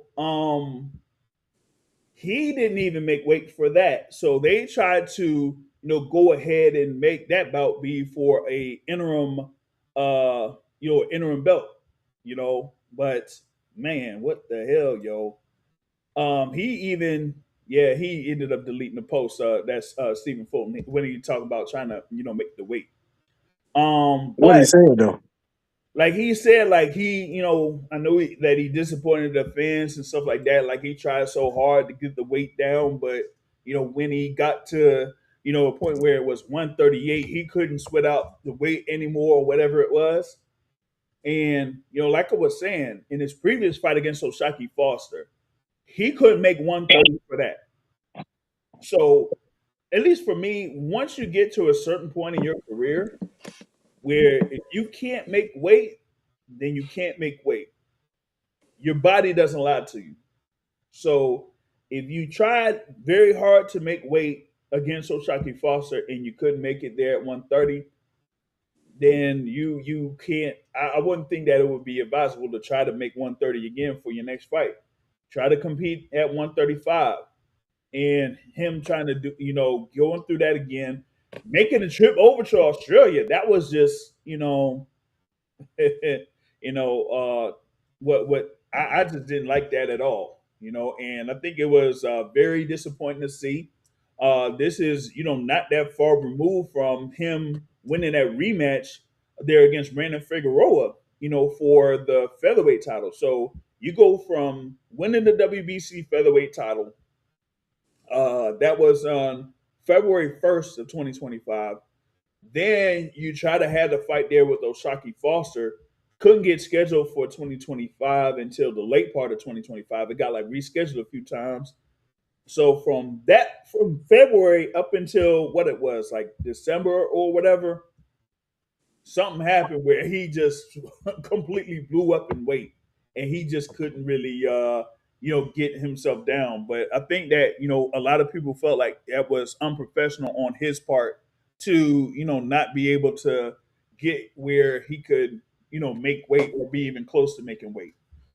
Shout out to Cap Quest on the live chat. It says yeah, time for El Negro Mexicano fight, which is Jalil Major Hackett. He's there in the ring right now against Sergey Derevyanchenko on Zuffa Boxing 9. But anyone have any comments there on Stephen Fulton and him, completely missing weight here when he was supposed to fight Liam Wilson? Yeah. Yeah, I do. All right, we got academic first in. Go ahead. So you made a statement, Jr., where you said if you try your hardest to get the weight off, then your body tells you the truth and it's time to move up. But how do we actually know that he tried his hardest? How do we know that he wasn't eating himself out of 130 and not having the discipline and the things that need to happen? Because I tell you what, in the biggest profile fight that we saw him in, everybody was behind him. Discipline, something wasn't there. And then the next fight with Oshaki Foster, and then the other fight where he got knocked out, I'm seeing discipline issues. Like, do I know for sure? No. Am I in his camp? No. But those to me tells that it's like smoke and fire. I'm seeing smoke. I'm seeing things that point toward discipline issues. And so just all of this combined gives me sort of a bad taste as it relates to him, because we all had so much high hope, so much like just, like everyone's backing him. And I don't know if he's taking it serious. Like for me, it's just hard to know. But it doesn't appear that way to me. I could be wrong, but it doesn't appear that way. Yeah, you with your comment, I was saying from that fight that he had in the rematch against Brandon Figueroa, where he was there at featherweight, like that was for the WBC featherweight title, and he ended up winning that. Then when they had the talk about him potentially fighting Oshaki Foster there for the WBC super featherweight title, you know, some people thought it would be scheduled in July, but that was kind of due to another fight that people thought would happen around that same time, but didn't. And then they moved it, and it was going to be part of the Keith Thurman, Sebastian Fundora card, and then that fight got pushed back until the following year, of course. So they were still waiting on that. So then when the time they finally announced it, okay, that's it, it's locked in, it's December, right? But with him like ended up missing weight, like if you know that you're about to face someone, for a world title, and it's like not that far after you've had a bout against a Brandon Figueroa, at the very least you would have been in the gym getting yourself ready to go. But it looks like here in this sense, he wasn't doing that at all. And so you had all of those times that it was like rescheduled, and for me, it was almost like he wasn't really in the gym like that.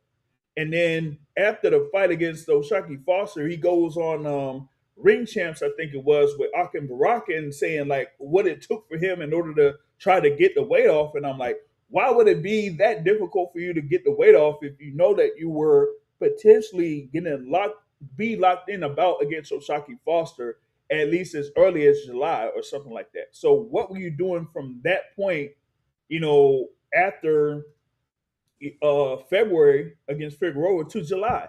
It's almost like you kind of like took your, had a semi-retirement or something. You know what I mean? So I don't know. It kind of like you were saying there, Box Academic, that it was very disappointing there. Topic, go ahead and share your thoughts on it. To me, see, I'll be having different views, and I try to speak, not bashing, but I try to speak real. It really seemed like, in all honesty, because for me, if you know you got a fight of this magnitude coming up, it's not like they called him on a 4 to 6 week notice, like, hey, opponent switch. You know what I mean? Guys that's been at that world top level like that, and this is the second time this is happening in consecutive fights where it's like a weight thing. It seemed like, honestly, he just wanted a free vacation. You know what I mean? I wanted a free vacation to Australia, do all the festivities, go out there and, spend a little bit of money and, eat some food and all of this, get put up in a hotel, free vacation. Wait, so And so it seemed so like, so so you said he got flued out? No. basically, Oh man. basically. You know what I mean? Think about it, because it was a lot of weight. It's not like it was like 1 pound, 2 pounds, where it's like, all right, I'm trying. But even for it to be a second time at this weight, you got to make a decision. If you got to be real with yourself to know, okay, it's time for me to go up to this weight, which might be 135, but you don't go from 126 to 140 like that. You know what I'm saying? Like, without no real work in between. That means you slipping somewhere, where you just ballooning in between fights up out of, out of your weight. Yeah. Most times you're supposed to manage it, maybe get 10 pounds, over. Not what do you came at, 139 or something like that? 130. Actually, I've seen it. It was 139.5. And the fight supposed to be at 130. Originally supposed to be at 130. He didn't care. And they wanted to have it at 133. He didn't care. That much weight, as a boxer, like I say, 1 pound, 2 pounds.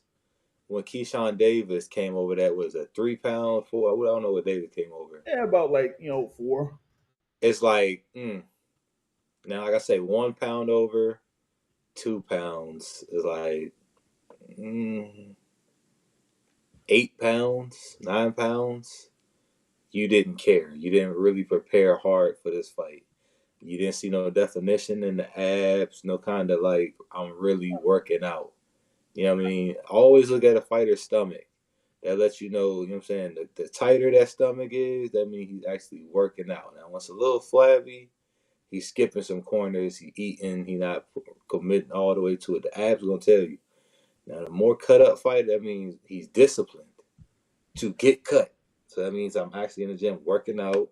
I'm actually in there eating right. I'm actually doing all that stuff to be on point. Fulton just wanted a free vacation to Australia for the weekend, get away from the hood, come out there, you know what I'm saying, come back with some kookaburra wings and what's the little joint you throw? A boomerang. You know what I'm Yeah, saying? something like He wanted that. to go You out there know and get what a I mean? boomerang for his living room. Man, that's something because like we were saying, his last fight against Oshaki Foster, he couldn't even make 130. The closest he could make was 132. And these would be like title opportunities, you know what I'm saying? Like That one, it's like he and falling then out of love with the sport. Things like this right here kind of say there that it to me. is. There it He's is. Exactly. falling out of love with the sport. There it That's is. what I get. He don't want it no more. Yeah. Like he got a Which little is bit of not money and it's whatever type of thing. You know what I mean? But Like you, guys like that, it's so embedded in him that he don't know how to walk away at this point and say, "I'm not really feeling it no yeah, you're more." not really feeling this. Like you go from 132 there before your fight against Oshaki Foster to not being able to get barely past 140. And this is a guy that was competing at 122 pounds for the majority of his career. He only had like a couple of bouts there at 126. Like, what was that? Carlos Castro, and then the rematch there against Brandon Figueroa. And then after that, Oshaki Foster, and it would have been Liam Wilson. And so you get in at 139, how big, how much weight did you add on after your fight against Oshaki Foster if you couldn't even get to 135 pounds, much less 133? Yeah, that's mad disappointing right there, man. But we'll see what happens here with Stephen Fulton on that point. But we got to, I think it's about that time to get to the nitty and the Hey gritty. JR. Oh, I'm before so we do sorry. that, You was about to cook. If we had to offer anything for Stephen Fulton, get you a nutritionist, brother. Like do the things that will break it down for you to where it take the thought process out of your head. Like, I know people listen to your show, JR. The man need a nutritionist. He needs some help. He needs help outside of himself to not leave it on himself alone. All hey, right, I'm gonna let you cook some more. and shout out and to not just that, just total lack of dedication to the sport. And we all here we respect all boxers because you don't play boxing. We know that. But like I just listened to an interview with Boots here recently. He said, man, I'm not outside like that. I stick to my craft because I do want to be great. I'm being great, right? But with Fulton and back to back disappointments like this, and even just to go all the way down to Australia and make a mess of yourself, you're losing money, you're losing reputations. Promoters are not going to want to put you on the card because you're not going to be reliable, right? You can't fulfill your end of the bargain. But that's just a lack of dedication, and it's sad. He suffers, and ultimately we suffer too. I'm not saying that. It's sad. yeah. Now, Tim Taylor here says that Stephen Fulton does own a crab restaurant. I mean, hey, it's seafood, but still, like like it was saying, you got to have a nutritionist, and you got to, as Brother Topic says, you got to respect boxing. And it didn't look like he respected boxing, or at least here in these last couple of fight camps or whatever it was, to see where he was going to be preparing for. All right, so we're getting into what else was happening there on Saturday, but it is also prefaced for Let's go. on Friday. Okay, now on Friday, over in Thailand, there was a fight card for Gold Star and Queensberry Promotions, and the headlining bout had Tyson Luke Fury in the ring there against Mariusz Wach. That particular fight did not have any live television showing of it. You did see clips of it around here and there, but Tyson Fury ended up winning that bout by seventh round stoppage. Okay, supposed to set the stage there for what was happening the following day in Saudi Arabia. And the headliner there, of course, was Anthony Joshua versus Kristian Prenga. Okay, Anthony Joshua, of course, coming back since that horrific accident that happened in Africa that took two of his close friends there, and him being seriously injured in that vehicle crash. So he had a good little time for him to try to get back into fighting shape and getting in the ring, and now going up against Kristian Prenga. Kristian Prenga stepping into the ring there with a record of 20 wins and 1 loss, and 20 of those wins, all 20, were by way of knockout. Up to that point, he had only one scheduled 10-round bout, as I was mentioning, for weeks. It was at the 2300 arena. I was out there, was a main event, and he ended up, stopping that guy within 2 rounds.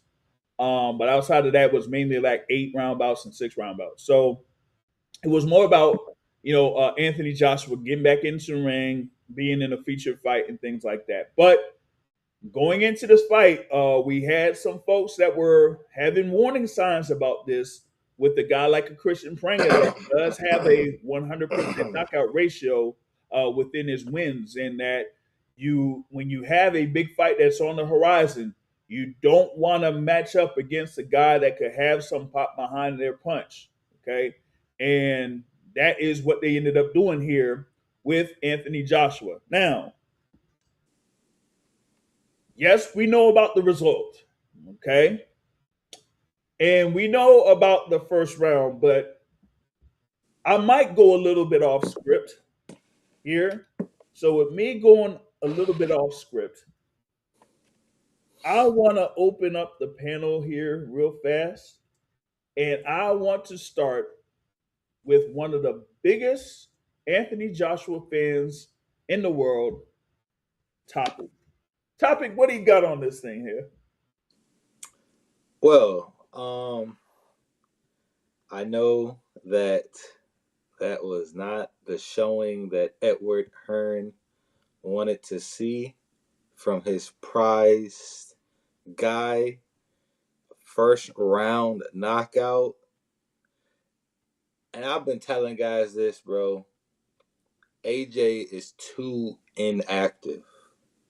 You know what I mean? Like in between time, like he be losing a lot of fights, right?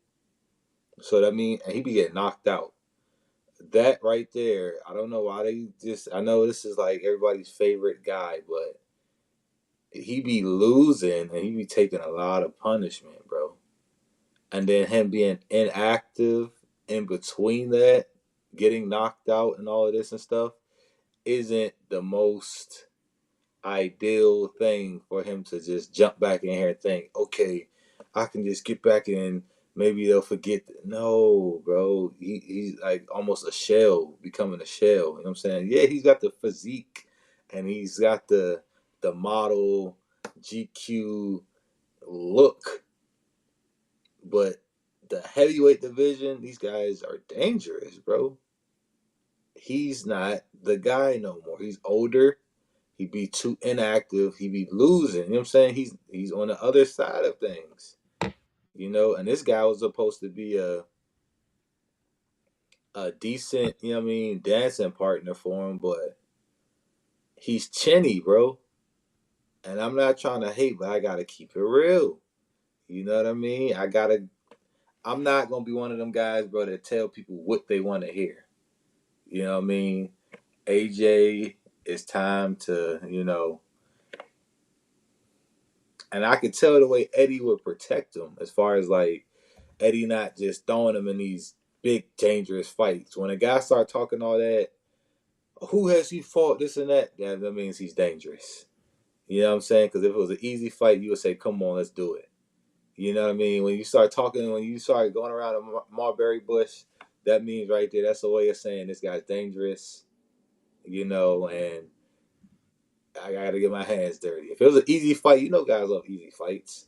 These guys fight guys we have no idea who they are any other time. So that let me know. You know what I'm saying? Just the first round knockout is like, yeah. And I seen some things with Jake Paul. Not like Jake Paul is really, you know what I'm saying, on that level, but just certain things that I seen where I'm like, Is this the guy that is the all that good stuff? Undisputed, not undisputed. Unified heavyweight champion and multiple this and it. Jake Paul, he can't flatline this guy in 2 rounds. You know what I'm saying? As a person that really watches fights and analyzes like that, I'm like, no. So to see him go out there and get hit, and you could see that it affected him in his face, where it's like, you know what I'm saying? You could see that that punch did something to him. Now, I don't really know Prenga to know what Prenga's opponents look like. He got a pretty record, but I don't know. You know what I'm saying? I got to really watch his fights to see like if he be sitting down dogging people, if he fighting freaking the guys that set up the chairs before the fights, and he's got a high knockout ratio. But for him to be able to do that, it might have gave Tyson Fury hope. One, Tyson Fury is more active. You know what I mean? He's a little bit more active, the big dosa. You know, I think he might, you know what I mean?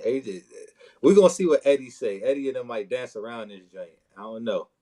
You know, they might dance around the bush. I'll have something on it there, but still want to see what the rest of the panel has. Oh yeah, go ahead for sure. I forgot. You know how I be with you, bro. That's why I tried to call you yesterday. Go ahead. Go ahead. My bad, fellas. Brother Terrell, you got something on this? Yeah, I definitely watched the fight live. First of all, I'm gonna ask you guys too. Should we give Joshua a pass because of what he went through? And the reason why I said, he just went through the depth of the accident. Two of his closest friends died like that. And as we know in boxing, it's not just about the physical skills; it's about the mental capacity and mental strength being there as well. So, hell, we look back at real quick at Andre. When Andre fought Benavidez a couple years ago, whatever that was, right? He actually, it came out later that he actually went through stuff with his mother and his brother, so he wasn't mentally all there. Yeah. So mentally, it does take a toll on you. It does, and no one can deny it. And we know now, mental health is definitely a forefront in one of our issues when men like that. So with that said, should we give Joshua a pass because of what he went through? Because I can imagine being in an accident, having two of my closest friends die in that fashion. It's horrible. But I mean, yeah, we are months removed for that. But time, even though time does heal that, how much time? He's a public figure. There's pressure on him to be who he is, like that. But still, when you look at the nitty gritty of the fight, you fight against an unknown, right? And even after the fight, Josh said the guy's strong. He hit. I mean, even though the guy's was 6'5", 260, yeah, he has great size. But as you said, mentioned earlier topic, when you look at the boxer's abdomen, you can see what they're working on, what they're not, right? I mean, you don't see too many heavyweights that are straight up like that, but he's definitely soft in the body. So he's definitely, I don't want to call him a journeyman per se, but just a regional fighter that got a chance, right? They probably scouted him out and just say, hey, we can get this guy. He has good size and can give us a little bit of work. But once again, to get in there and get knocked down in the first round, twice in that fashion, no one expected that. Joshua didn't expect that. Usyk didn't expect that because he's been training with Usyk like that. Yeah, Usyk over there nervous, boy. So, yeah, I was like, it's like, what the hell's going on? Usyk, what's all the stuff we worked on for? Yeah. So, yep. That was crazy. That was something there, but I still have something. But topic, you did bring up a good point there with Anthony Joshua and the activity or lack thereof. But I want to hear from the boxing academic on this too. So that is a great point, Terrell. Anthony Joshua has went through a lot of stuff, and to be quite frank, that's why I didn't add my comments on it on Facebook, because I wanted to be mindful that the guy did go through a lot. And, for me, my comments would have been critical. And so, although what we do in this sport is that we have a critical eye on what goes on and an objective eye, I just chose not to write it, and I was just gonna say my piece on this show. But Can we hold it against Anthony Joshua? In those words that you use it in, no. However, if you follow the data points leading up to this fight, everything that happened in this fight has already been foretold by Anthony Joshua in his actions previously to this fight. Meaning, when Anthony Joshua got knocked down twice in the first round, the way Anthony Joshua responds after getting knocked down, he starts doing things like sticking his tongue out. He starts like talking to people in the crowd. He starts, doing things to actually take away from what's actually going on in the ring, which is, dude, you about to get knocked out. And so to me, that's like a coping mechanism. That is 100% a coping mechanism that someone would use to essentially, not like he don't want to identify being in that position because in his mind, that's not the position he's supposed to be in. So he uses those things as a coping mechanism to sort of psych himself out of the situation. But if you take past all this coping and all this other stuff, it is a character thing. It is what I have seen from him in many other fights, which is the reason why I always thought that Deontay Wilder would have a pretty good chance of knocking him out. Because even in round 2, which I'm sure JR going to talk about this, but so the interesting thing about this fight, Anthony Joshua gets knocked down twice. He get hit by a third punch that also hurt him in that first round, and then we come out in round 2, and Prenga is no longer throwing punches. Joshua tapping his leg and stuff, and Prenga is not throwing punches, and the only thing he's doing is just sitting there with his hands up, taking punches. And even when Joshua was throwing those punches, he was not confident. Like if you look at him, even in the knockout, when he was throwing those punches, he was unsure about is Prenga gonna throw back? So he wasn't even like super committed to it. Could it have been that he was hurt? Could it have been that he was still, like compromised because he was taking that punishment in round 1? Yeah, it could have been. However, he was not confident even in the series that led to the knockout and him to get the win. I think it's always been there. I think the things that Anthony Joshua would have needed to work on as a younger fighter, which would have built the sort of muscular and testicular fortitude to allow him to get through these things. Unfortunately, they hadn't been built because a lot of things that he's gotten from his Greek god Bill, from his, Olympic gold medal, from all of these things, they were just there for him. Like, yes, Joshua had to work for it. Yes, Joshua did a lot of great things in his career, but as compared to other fighters who had to get it out the mud, that's not Joshua. Joshua's a great fighter. However, if he fought Tyson Fury would keep his distance and Tyson Fury would uppercut him, and that would be the punch that starts all the other punches that Tyson Fury lands. Tyson Fury would keep this dude on the outside, and Joshua has regressed himself. Like it's like when he fights on the outside, there's just a lot of things that go wrong, and Tyson Fury is going to take advantage of that. I'm at the point to where I'm like, put him and Wilder in the ring together. And as long as Wilder just try to throw punches, he got a very good chance. I'm done. Oh, gotcha. Now, I mean, y'all were bringing up points there, reference to Anthony Joshua, and the one thing that stands out for me is the activity of Anthony Joshua and how that is key. But the thing is, like, he really didn't have that activity, there, over the court or pretty much like most of his career, right? Because by the time he was like at fight number, what I'd say like 14 or whatever it was, he was like they were trying to build him up as a, serious contender, there for a world championship. Like in fight 14, he had like one bout, I think it was against Kevin Johnson or something like that, maybe. And then after that, that actually was Gary Cornish. And then after that, he fought Dylan White. So that's fight 15. Fight 16, he ends up fighting Charles Martin for the IBF heavyweight championship. So he was already like a world champion by fight 16. Okay.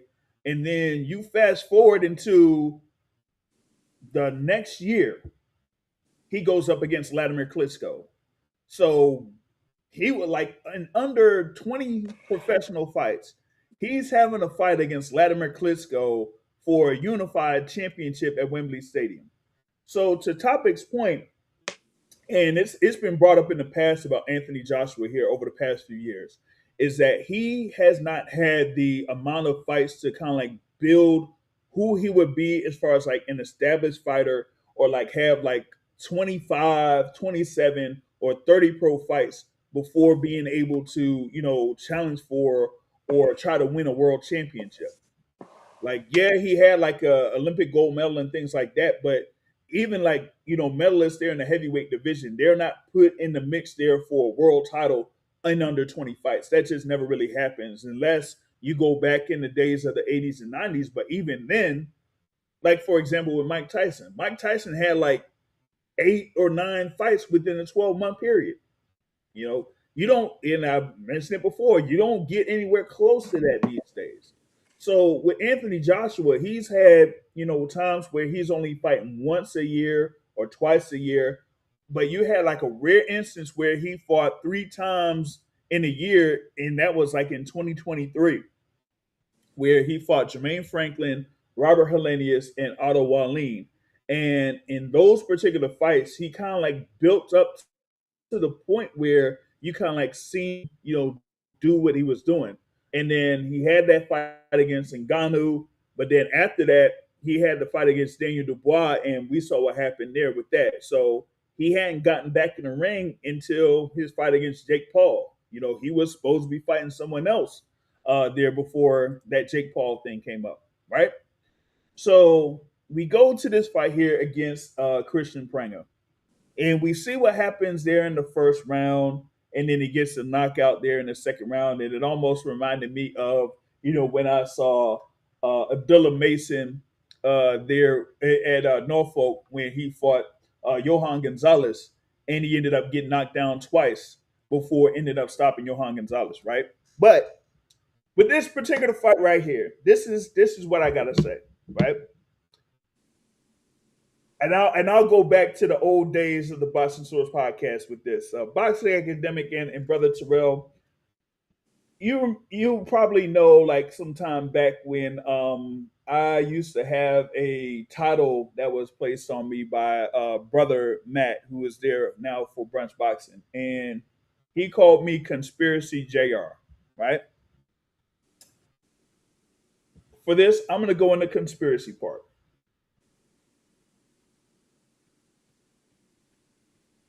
I don't think you really got hit with much in that first round. I'm gonna tell you all that, man, because that uppercut for that first knockdown, and then after that, the second knockdown that was counted by Luis Fabon. Did we really even see him get hit with a clean shot? I'm telling you right now, I didn't see it. So when y'all talk about what happened there in the first round, and then him getting caught with a right hand there in the first round, and then him smiling and laughing and talking with the folks and being embarrassed and all time. And I don't know about being embarrassed, but That's 100% what it is. That's his response to being embarrassed. It's a coping mechanism, but I don't even think that it was like a coping mechanism to me, man. It was like you actually had this happen. I'm like, okay. And then he goes, and then when he goes on the offensive there in the second round, and he's always been like this too, where he would like smile and stick his tongue out and stuff like that while throwing his punches, and then he'll just throw like a combination and knock down Kristian Prenga and basically like knock him out, right? And he has this fight with Tyson Fury. Fury, of course, like did his thing or whatever against Mariusz Wach. It almost seems like this was made for a TV sitcom. What I mean by that is they may try to make it as dramatic as possible before Anthony Joshua got the win. Because in the fight with Fury against Mariusz Wach, that they say that probably what shouldn't have been on live TV anyway. And you got Tyson Fury that had his fight against Arslan Bekmambetov in April at Tottenham Hotspur Stadium, and he didn't really look all too impressive there against Makhmudov. They might as well just go ahead and get this fight over with because these guys are way past it. We talk about the end of an era there with Errol Spence and Terrence Crawford and Sean Porter and Keith Thurman or whatever it is. You can say that with the heavyweight division right now. Anthony Joshua, Tyson Fury, Deontay Wilder. Hey, even Alexander Usyk. I mean, y'all seen him there against Rico Verhoeven. Some people thought he was losing that fight with Rico Verhoeven before having that fight get stopped. So we're seeing like all of these guys that are, around 34 to 35, 36 or whatever it is that were, competing there back in 2014, 15, 16. We fast forward 10 years and, here we are. Like, remember, Tyson Fury beat Vladimir Klitschko for the unified titles back in 2015. Like that, it's been that long. So now it's like, okay, we know that this big fight with Tyson Fury and Anthony Joshua is now right in front of us. Let's try to make it as big as we possibly can. Oh, we got Tyson Fury with the Netflix show at home with the Furies. Oh, we got Anthony Joshua that's been on Netflix against Jake Paul. Now we got the perfect time in order to put a whole bunch of money behind these two fighters and make the fight happen. And it just looked like, as I say, made for TV because. Hey, can I stir the pot? Hey, you want to throw in some ingredients? Can I stir the pot right quick? Okay, so I just looked at the dude Prenga's record. Yeah. Now, and I heard y'all say, should we give AJ a pass for, the tragic loss? My condolences, and I definitely understand that, right? But I'm going to say this. In this sport, I have learned that all fighters are dealing with something in some form or capacity when they step in. We're harsh on these guys. They might come out and say, XYZ, I had an injury. Sometimes these guys really have injuries and they push through them. Or they might be dealing with, during camp, some baby mama drama or somebody else in their family sick and in the hospital. And, they go out there and they perform. A lot of fighters deal with that on the regular. 2, if that was such a thing for AJ, why take the fight? Eddie's not gonna make you uncomfortable. He's not gonna put you on the shelf and say, if you don't take this fight now, go for the back of the line. Anytime you say, AJ, I want to fight, even freaking up to the week, and Eddie would have came up with something and said, hey, we got to push this off. Eddie would have took the fall just to make sure he's comfortable. 3, I'm going to drop this one. I'm going to let you go ahead. Mm-hmm. I just looked at Prenga's record. These guys that he's fought, he's only went more than freaking 8 rounds. He's only went 8 rounds. That's the furthest he's been in his career. 8 rounds.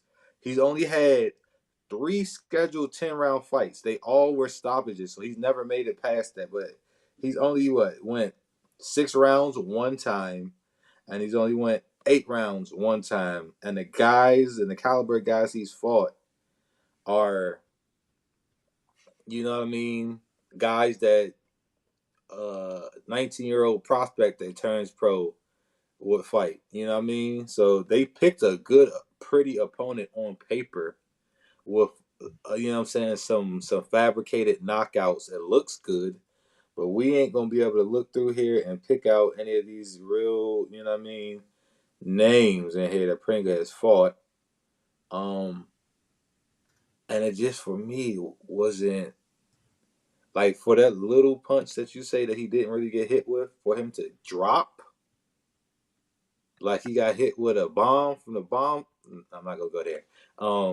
Like he got hit with a brick like Debo and Craig and them. When these guys that are really active and up in that top 25 ladder in that next phase of the contendership, you know, really can fight, it probably wouldn't go as good because one, these guys are in the mix with these top guys. You know what I mean? So they can take a little bit of an AJ punch. This guy Prenga, you know what I mean? Like all his fight, he really ain't got no rounds on him. He probably got a total of freaking 40 freaking rounds total of all, you know what I'm saying, boxing, if that. Well, it said more than that. It said 55. Total rounds in 20 fights? Yep. So say if he was to fight, what, freaking supposed to be fighting 10-round fights, 20 of those, 55 out of a possible 200.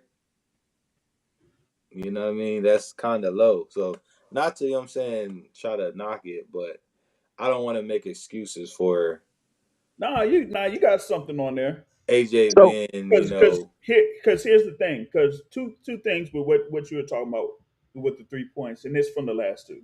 So with the whole thing about having Joshua in the ring, they actually had a financial obligation to the zone, because they pretty much like had this fight with Joshua and Fury on lock. But the problem is Netflix is the one that's putting the money and throwing a whole bunch of money towards the fight. But Joshua's still under contract with the zone. So he still had fights that were under the contract with the zone. Now, given what happened last year, he was supposed to have like a one-off fight last year, but ended up fighting Jake Paul, which was on Netflix. So he wasn't on the zone for that. So they said, hey, well, whenever you get back, you'll have to, fulfill that obligation to fight with it being on the zone. So before the whole thing with the accident, the plan was that Joshua could have potentially been in there with Rico Verhoeven. That was, part of the plan to have him, get back in the mix, have a fight, it would have been a one-off, then something with Rico Verhoeven, and then, get in there with Tyson Fury. But with the whole thing with the accident, that threw off the whole schedule. So that's why y'all saw Alexander Usyk versus Rico Verhoeven. And, well, again, like I said, with Alexander Usyk, maybe he should consider, kind of, being close to hanging it up, right? Well, he kind of doing that anyway. We're giving up the belts. So now you have Anthony Joshua getting in the ring, being in there in Saudi Arabia, and they match him up against Kristian Prenga.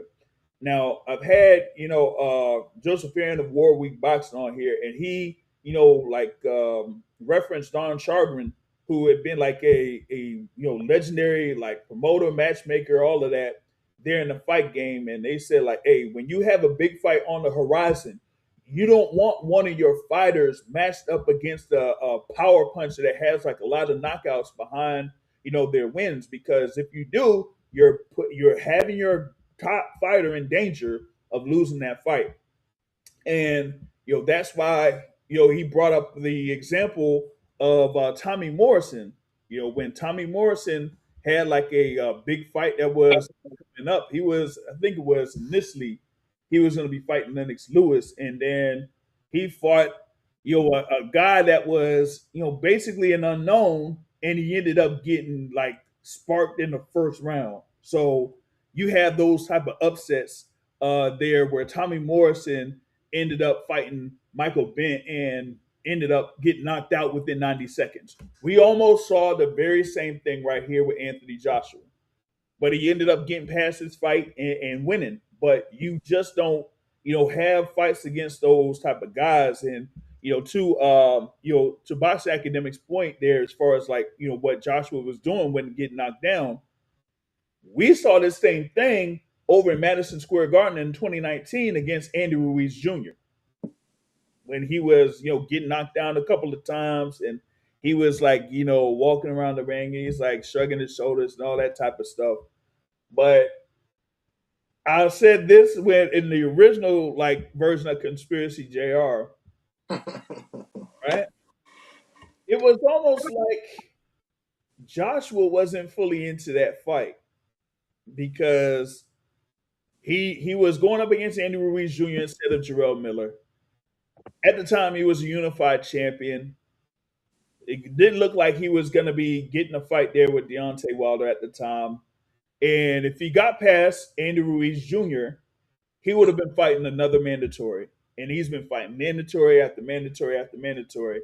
So it's almost like,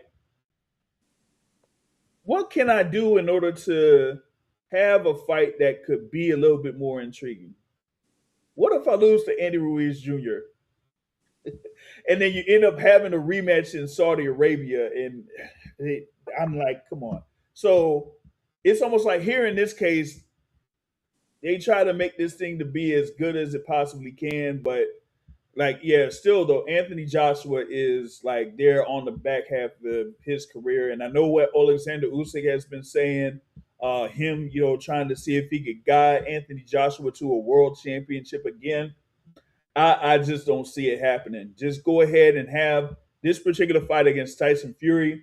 And I've also heard that as far as like it being in the United Kingdom, it's not looking good. And it's because of Netflix. And Netflix, they're the ones with the money. They're the ones that call the shots.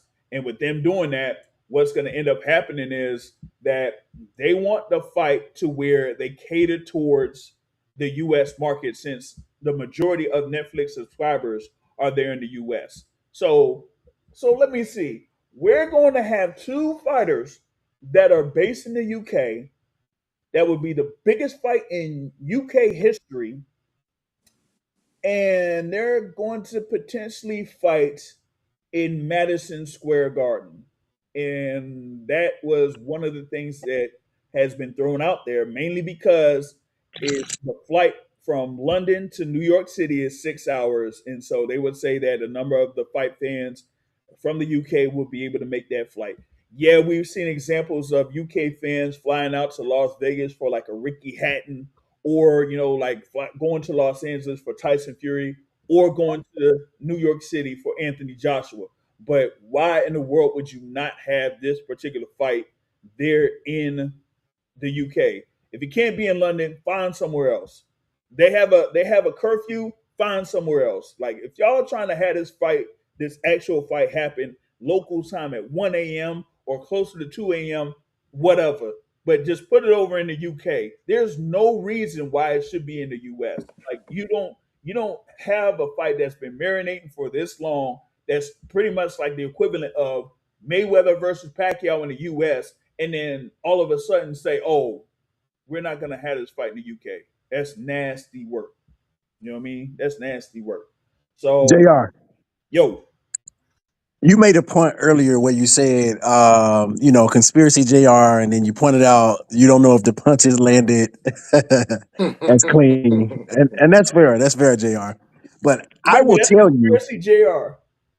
oh, that not you, just conspiracy JR. I got you. I got you. So I will tell conspiracy JR that the reason why the punch was so effective was because whatever his name was grabbed the back of Joshua's neck and he kept his head in a certain spot. Then he threw that uppercut and landed like that. Yeah, he grabbed his head, exactly what you're doing, and then he hit him with the uppercut. And so we know Joshua's chin is shoddy. Exactly. Thank you, JR. Thank you, JR. Thank you, buddy. We know Joshua's chin is shoddy, so I mean, if he get touched by anybody at this point, he's gonna feel it. So, and then the second knockdown, I forgot what happened, but it was something similar. But he grabbed his head, and that's how he was able to land the clean shot, the shot so cleanly. Yeah, I mean that you kind of like have those instances where those do that happens in boxing. You could kind of grab, especially if like the referee could be at a certain position. You could do something like that, or what you've seen a couple of times with fighters, like if your opponent has like a high guard or whatever it is, and you do like a chop down before shooting your power shot. So you kind of like have those things happen in boxing, but again, like we were saying there with Anthony Joshua, he's been knocked down multiple times. Tyson Fury himself has been knocked down multiple times. We've seen it. We've seen it there against Deontay Wilder. We've seen it, even before fights against Deontay Wilder.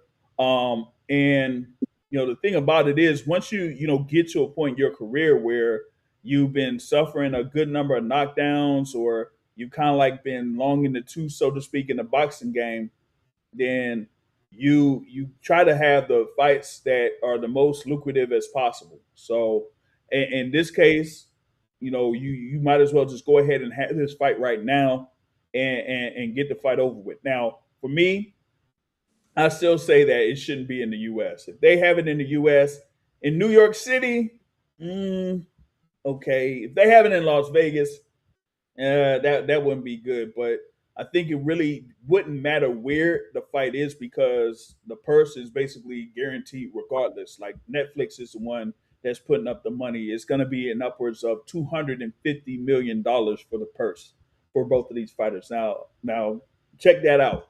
These two guys, not a current world champion, not really in contention for a world title, but with the names behind them and the amount of popularity that they have in the UK, they're able to, garner over $100 million each, for a fight against each other. So that's gonna be something to kind of like behold of sorts when they do actually make it happen.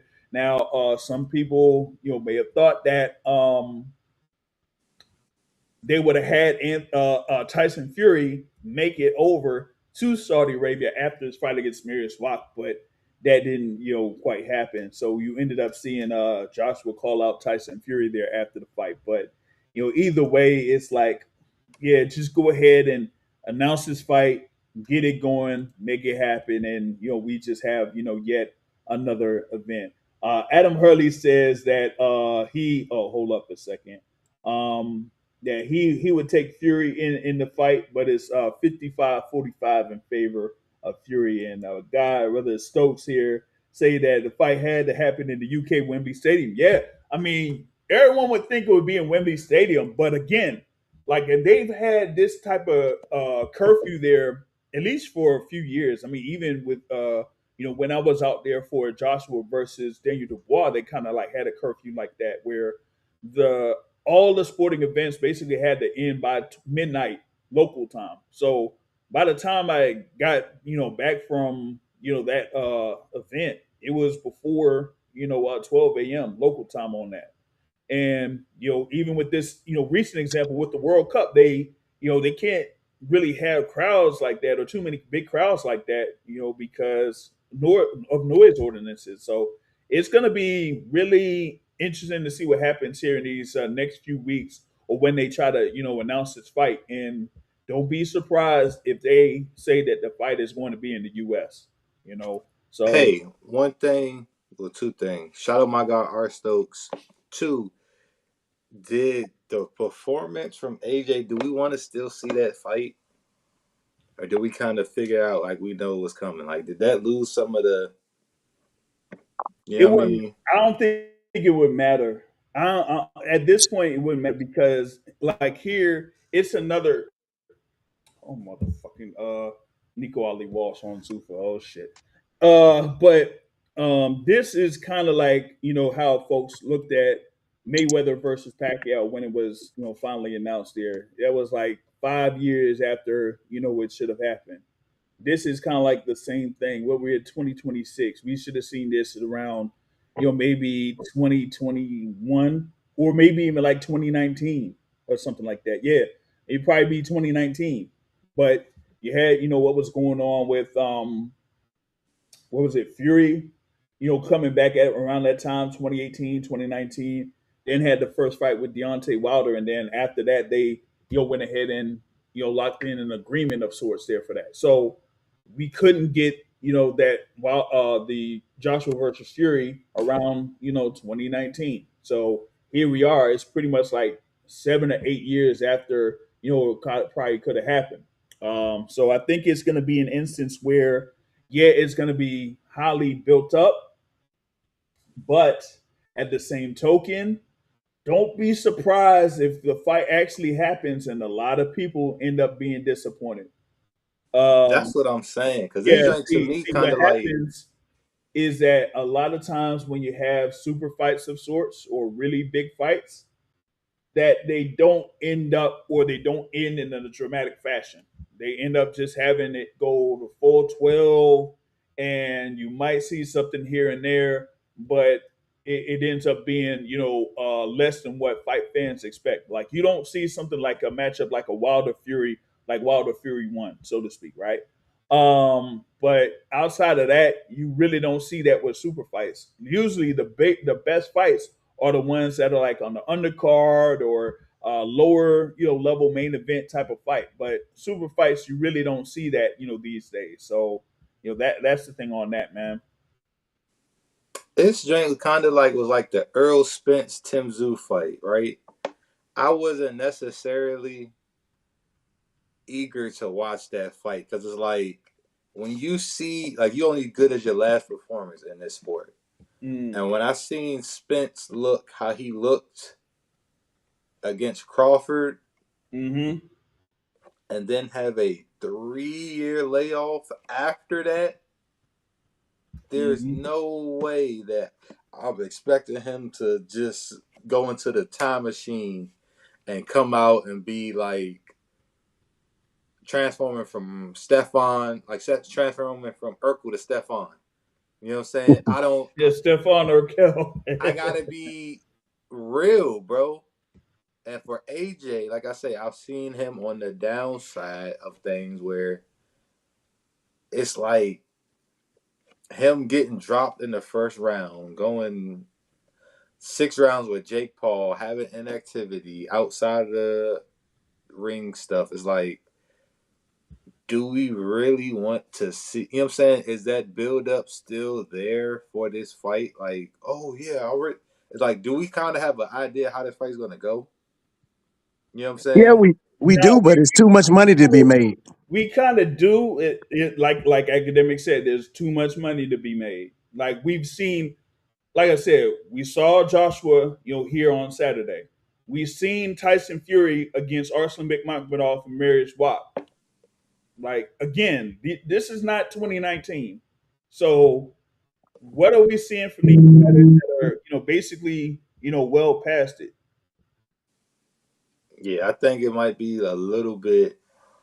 It's not gonna be as competitive, or some people gonna fly all the way from over England, get their hotel. You know how much that be, bro, to travel and do all of this stuff and come out there and be like, what the heck?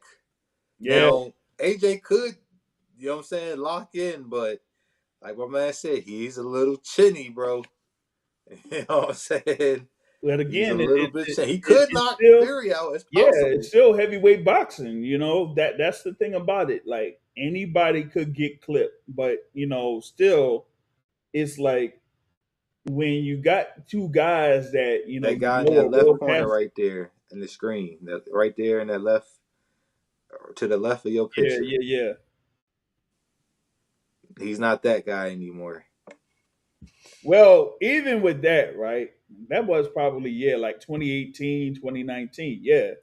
But you kind of like seen it in those fights against the only time that I seen him kind of like be maybe close to where he was when he fought Otto Wallin. But again, that is after him having two fights within a short period of time, which goes to your point of activity.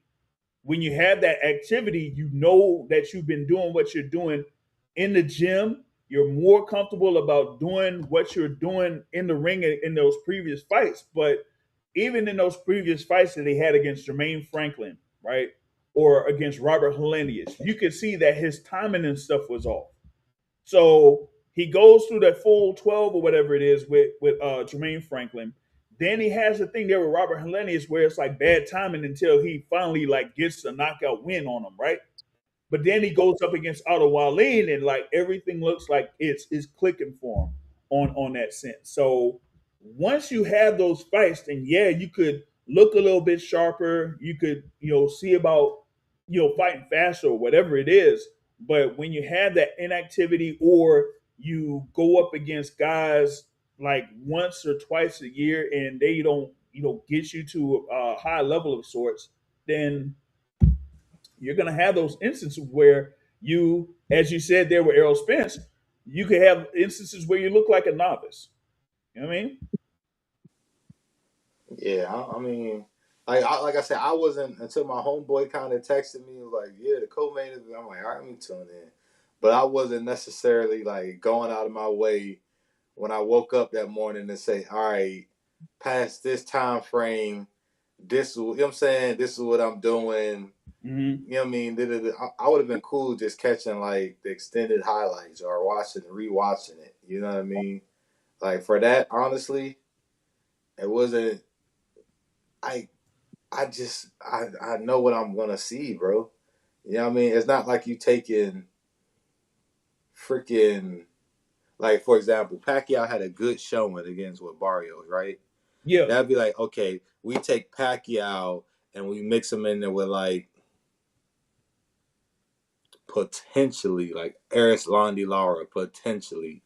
You know what I mean? Even though Maybe that's a like little weight someone difference. within the division. Maybe like a Ryan Garcia. I don't know. No, that's too Or much. maybe, yeah, or like a Devin Haney. Like you wouldn't, That's too you much. know, but We Mario want to give Mario. them a cross. You know what I'm saying? We gotta give them Who we talking about?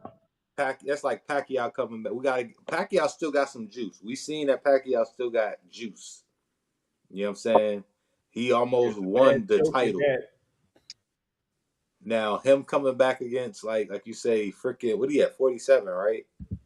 What Um, 47? what's his name? Who talked kind of weird? Who beat Ryan? Ooh, Don't he got a Rolly, belt? yeah, Rolly. Don't Rolly is Rolly got a belt? the champion. We don't want to put Pacquiao there. We're gonna do the Anthony Joshua thing. He could We're have not fought. gonna He put could have him been in in there there with with Rolly. nobody That was a dangerous. We're potential gonna fight. find him an Otto Wallin for me, boxing source. Who's the Otto Wallin for Pacquiao? Otto Somebody Wallin. for him to, That's a look good. like, oh That's a wow, pretty good one. That's a he's pretty still good one. good. We Well, don't want to who? put him in there with no Deontay Wilder. We don't want to put him in there with my man Big Bang, Zhang. You know what I mean? We don't want to put him in there with Moses and Tom Wu. Mm. You know what I mean? We got to protect him. We got to give him a couple layups, okay? We got to give him some layups. Who would a Pacquiao layup be? That's still, you know what I mean? Like I say, Otto Wallin. 147 though. Hmm. Uh, damn. I might have to just, man. I can't even like go in the rankings for, at least the sanctioning body rankings for it, man. I don't know. Maybe one of these guys that's been fighting on Zuffa, like a Brandon Lee. I don't know. Maybe a Brandon Lee. Brandon Lee. Oh, I got one. Shakram Gearsol.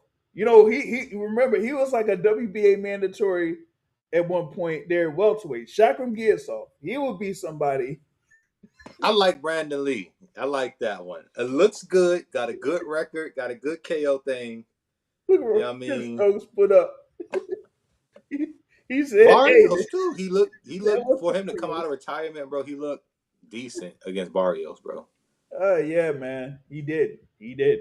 You Now, if know, you feed him to them dogs, Pacquiao might have went night night. I don't know. So what's the purpose of us like? Did we just want Pacquiao just to fight again, or like what's the whole purpose of it all? No. I was tying it into like AJ coming back. yeah, coming back from the whole thing with the car accident. You would like You the got to thing is protect that him. you want to have a better type of matchup for him getting back in the ring from something like that. You wouldn't want him going up against a fighter that has like a highly like a high knockout ratio or something like that, right? Like for example, like even with Tyson Fury, he was actually in potential talks or a matchup to fight a guy named Nelson Husa, who had a record of 24 and 22 wins by way of knockout. So they weren't saying like, yo, we ain't gonna put him up against a guy that is around there at like 250 pounds that has a high knockout ratio. We're gonna get him against a guy that is way past his prime, and is not gonna be a threat. So that's what they did there for Tyson Fury when he ended up fighting there on Friday. So they should have did the same thing there for Anthony Joshua. Get someone that is like, not within like the top, 50 or whatever, or, even something like that. And just give them, a good work. Like maybe man, I'm looking up somebody like Sergey Kuzmin or something like that. Like maybe somebody like him. I don't know, man. That that isn't going to be that much of a threat. Like I would have probably picked someone like a Sergey Kuzmin for Anthony Joshua at that point. Because Kristian Prenga, like we were saying, you have that. Prenga supposed to been that a non-threat, bro. Yeah. AJ, that just shows that AJ is at the crossroad, bro. It's time for him to start that modeling career. Honestly, I ain't gonna lie, bro. Honestly, the Jake Paul fight, he should have left on that one. I'm not gonna lie, bro. That probably was the bigger. That might be bigger than his Fury fight.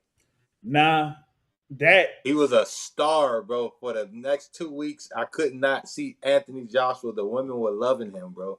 He was that. Yeah, he was at a trajectory that ended out up of this being world, bro. a good marketing solid for him. But that Now he got to put the gloves on and get his hands dirty. You had like all of that stuff going on. He was part of what is it, Poly Market. He had that as part of his whole thing with the sponsorship and all that type of stuff. So he's still like by far the most marketable fighter there in the heavyweight division by a wide margin. And here in this case, like I said, with the fight against Tyson Fury looming, it's going to be a whole lot of money there behind that particular fight. So we got to see what happens. Forget Fury. We run in the back with Jake Paul, and we're going to do it in Wembley. And then we're going off into the sunset, bro. So let me say this about the Fury fight.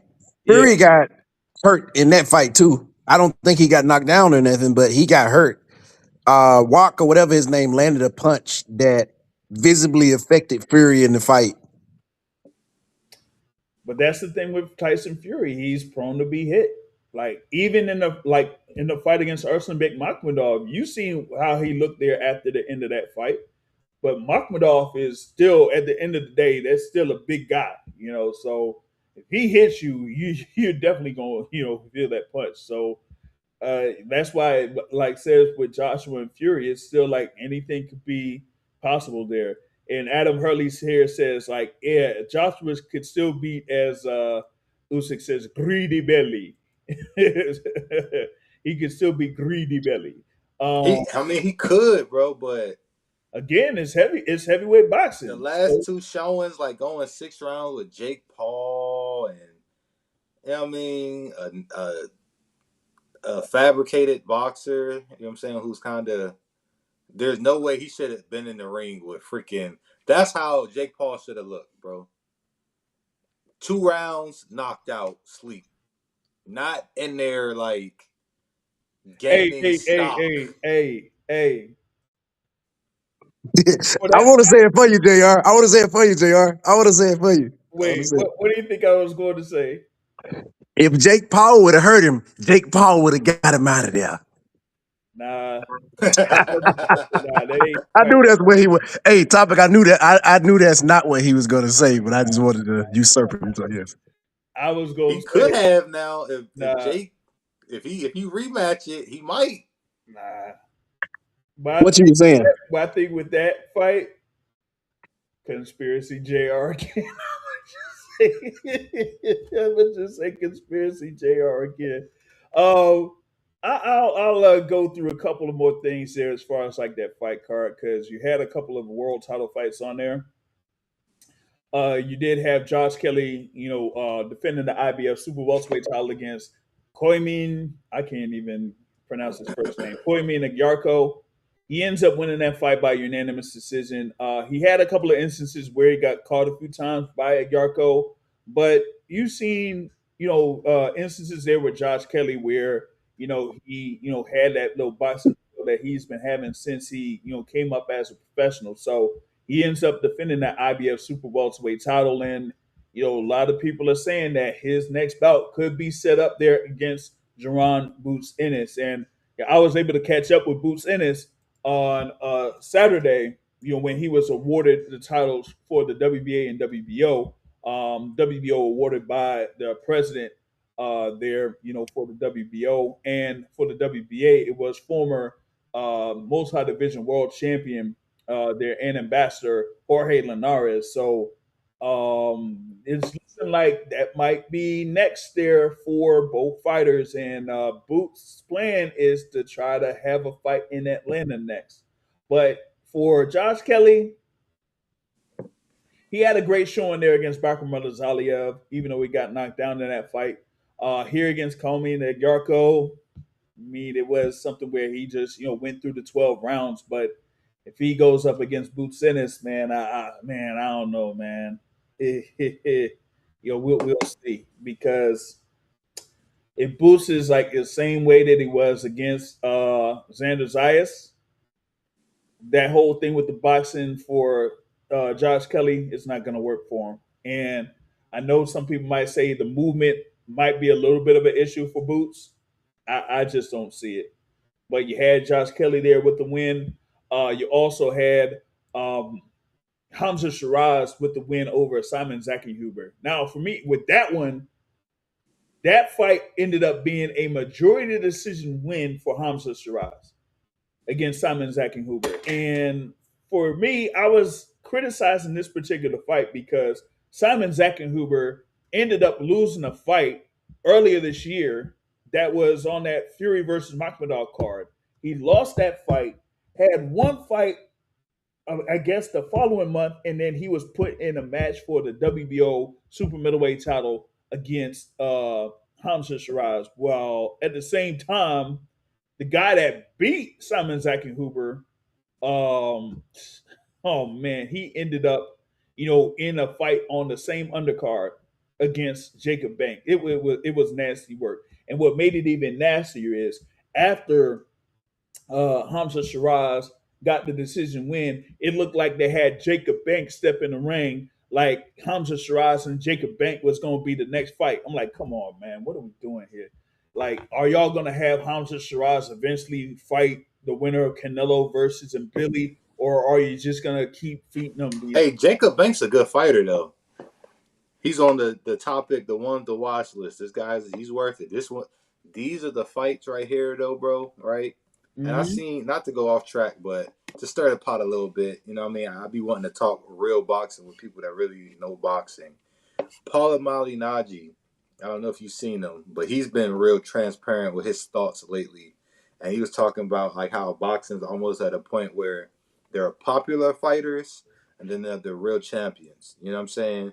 And how the popular fighters, which we can kind of agree with, kind of maneuver and pick their way through this and that, versus fighting these guys, and if a guy knock you off, then he gets that momentum, and now he's becoming a star because he's fighting. For example, like Moses and Tom Wu fighting Anthony Joshua, or you know what I mean, these guys that the world might not know, but are actually real good fighters.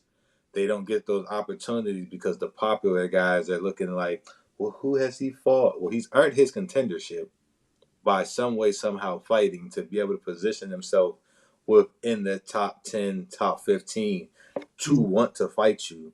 Right. You just know that this guy's dangerous, and now you're going to use that angle to like, for example, Rayo with Zuffa and Shakur. That is a great fight. Rayo is going to bring a fight, and he's been a world champion. He's got the names under his belt: Pitbull Cruz, Chris Colbert. Gary Antoine, you know what I mean? De Los Santos. He's got the name. He's got the resume. Shakur and them. Shakur said he's a natural 135 pounder. Rayo is a 135 pounder. They both with Zuffa. That's an in-house fight. Styles make fights. Now just imagine Shakur style versus Rayo, where Shakur is a defensive wizard, and Rayo is a guy that's gonna come to fight you. Just imagine how those two styles would mesh. Right. Where that would be a great fight. You know what I mean? That would be a great fight for the world. Shiraz versus Jacob. That would be a great fight. These are the fights that will actually bring boxing back, because these are guys that aren't the popular fighters. So they're going to actually deliver the product. Yeah, they aren't as known, You know what I'm saying? But they're going to actually come to prove themselves and deliver the product. Yeah. Well, you know, like, wow. Like, for example, Lester Martinez versus Mbili. One of the best fights I've seen in the most recent years, bro. But because if that fight wasn't on that undercard, people wouldn't have known that fight would be what it was. And that's what the sport is. When Paulie said that the other day, I said I could not agree more, and I'm glad he said it. There's the popular fighters. We can name those guys. You got your, turkey guys. Yeah. Versus guys that's actually out here like selling their mixtapes, trying to, you know what I'm saying? Yeah, get their name on out. in the game. Be a self promoter, kind of in a sense, there in the music game or whatever it is. Yeah, You know what I'm saying? I see that. But to your point, a lot of times when you have these whole like end of the year awards and the stuff is like fight of the year and stuff like that, right? You don't necessarily see fights of the year be like, as you say, a high profile fight or involving one of those popular fighters. I would say the only thing maybe that could be an exception is maybe Wilder Fury 1 or Wilder Fury 3. But outside of that, most of the fights that ends up being fight of the year, they ended up happening either in the undercard or an evenly matched fight. We're not familiar with, or a lot of fight fans aren't familiar with. So if you have something like a Christian and Billy versus Lester Martinez on a fight card like Canelo versus Crawford, or maybe another matchup like that would be part of a high profile fight card, or have like a good, or a popular main event. Like, for example, Rolly versus Hill, August 22nd. What if you had something where you could have a good matchup where it could end up being like fight of the year material? Or maybe like February 1st of last year, where you had Isak Cruz versus Angel Fierro. That's like another one that ended up being a good fight. So I say, we probably need something where a lot of these fighters or a lot of these fights, like a potential matchup between Shiraz and Jacob Bank, would be, there in the limelight. But I think with Hamza Shiraz kind of being part of that, Ring Magazine, Turkey Al Sheikh Riyadh season type of thing, you're going to see him on something like that. So you're going to see Shiraz. But he'll fight though, because he's not. Yeah. I don't think Shiraz is. The American fighters, I would say, are the ones that's kind of picking and choosing the road less traveled, the easier ones. You know what I'm saying?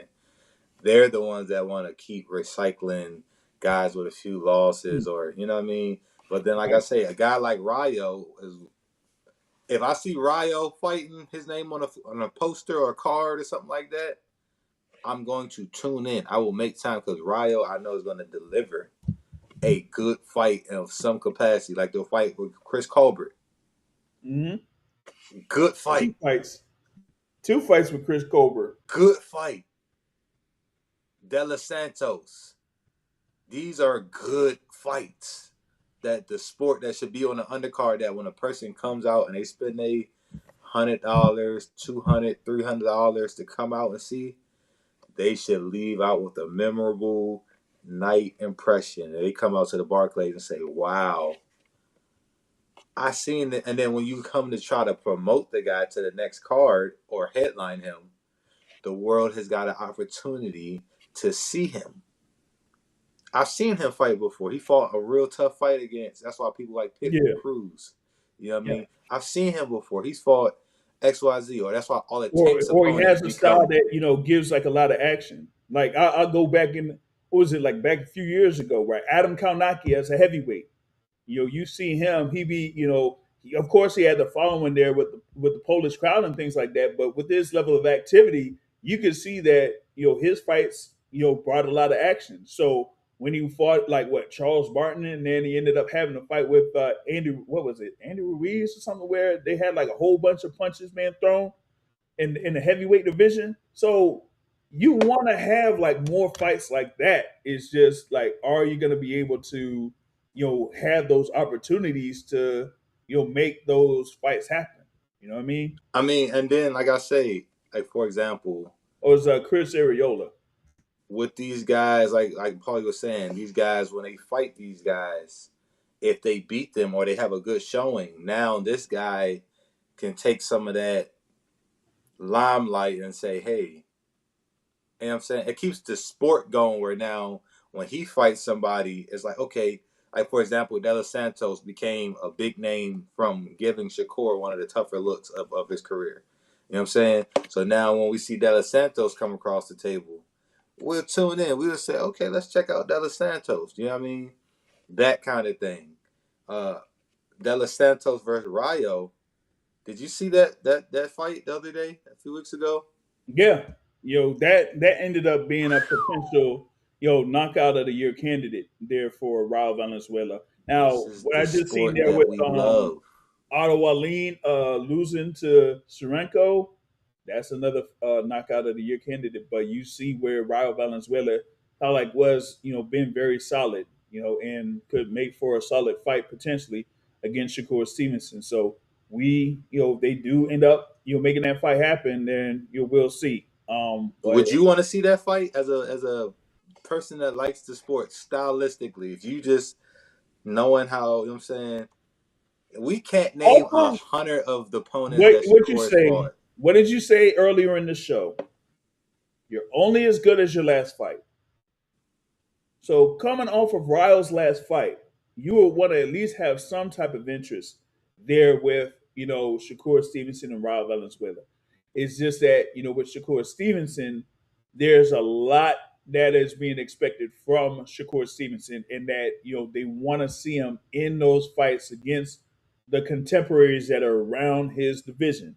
And we can't get them made though. That's the thing. That's the sad part. But that's the thing about it. You can't get them made one way or another. No Devin Haney. You have no the Shockey. the Oshaki Foster fight. Like now that I think some folks will criticize him on that one, because if you're gonna say that you would do something given a criteria, but you're not of your word, especially after you step in the ring and you go face to face with Oshaki Foster after that fight, then that's kind of questionable right there. Like people won't like that.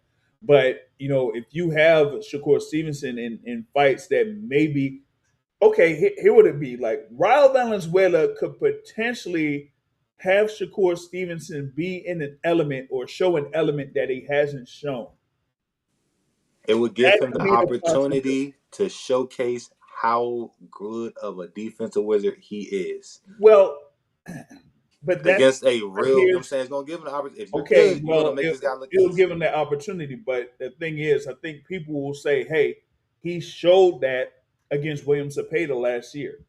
For me, watching that fight live, what he was doing in those first 6 rounds was probably the best that I've seen Shakur Stevenson. Okay, because he had the best, combination of offense and defense, and really had Cepeda like really frustrated. And to me, I thought after those 6 rounds that he could have been en route to a stoppage. And then in the second half of the fight, he kind of like, laid off or tapered back a little bit, and ended up getting a decision win. And then you had the fight against Teofimo Lopez, and there was a point where Teofimo Lopez just couldn't do anything against Shakur Stevenson, but Shakur Stevenson was just good with beating him with one punch. I think Rayo is a bigger puncher than both of those guys. Yeah, he could be. He definitely could be. Because So, like I say, De Los Santos gave Shakur a decent look. You know what I mean? Where there was a lot of scrutiny after that fight. Where I remember Shakur like going on a tyrant, like online, like really just going at people. man, And this guy knocked that guy out. Styles make fights. I want to see that. yeah. So Styles make we'll fights. see. Like I said, I gotta keep it 100. This guy can go. He's We'll see. fought them dog. He will drop his nuts and he will go out there and not back down and fight the toughest guys. Mm-hmm. Shakur, fight this guy how you fighting Zepeda. Stand in that pocket with him if that's what you want to do. However you want to do it. Let's see how, you know what I'm saying? I want to see that. Now, you neutralize this guy because it don't stop, bro. In boxing, it don't stop. It's always like, okay, well, who's next? It's never Mm-hmm. just going to be like, well, I beat this one guy. Give him a pass. He gets the fight. You know how that goes. Yeah. We want to see you challenged. We want to see who's going to give you the toughest challenge. Each fight, even with Canelo, we want to see him fight freaking David Benavidez. You know what I'm saying? We want to see him fight cruiserweight David Benavidez. But we can't see Shakur fight Ryo. You know what I mean? Canelo then went undisputed, then moved up, cleared out the division, collected all the belts one by one, moved up again, fighting all these top challenges, all this. Like you say, we want to see some unifications. I know you big on unifications. I don't be wanting to cut cards, and I'm not. I want to see these guys get it on to bring the sport back. You know what I'm saying? It's a lot of good fights, like Hamza Sherez versus Jacob Bank. Good fight. Lester Martinez versus Christian and Billy. These are good fights. Ryo, who signed with Zuffa, 135-pounder, former world champion, coming off a fresh KO on Zuffa Boxing, and newly signed freaking Shakur Stevenson, defensive pound-for-pound guy. Let's get it on. Gary, I mean, he said he wanted to rather fight Gary Antoine Russell. Gary said he won't let that fight marinate. So let's go ahead and push that on to the side.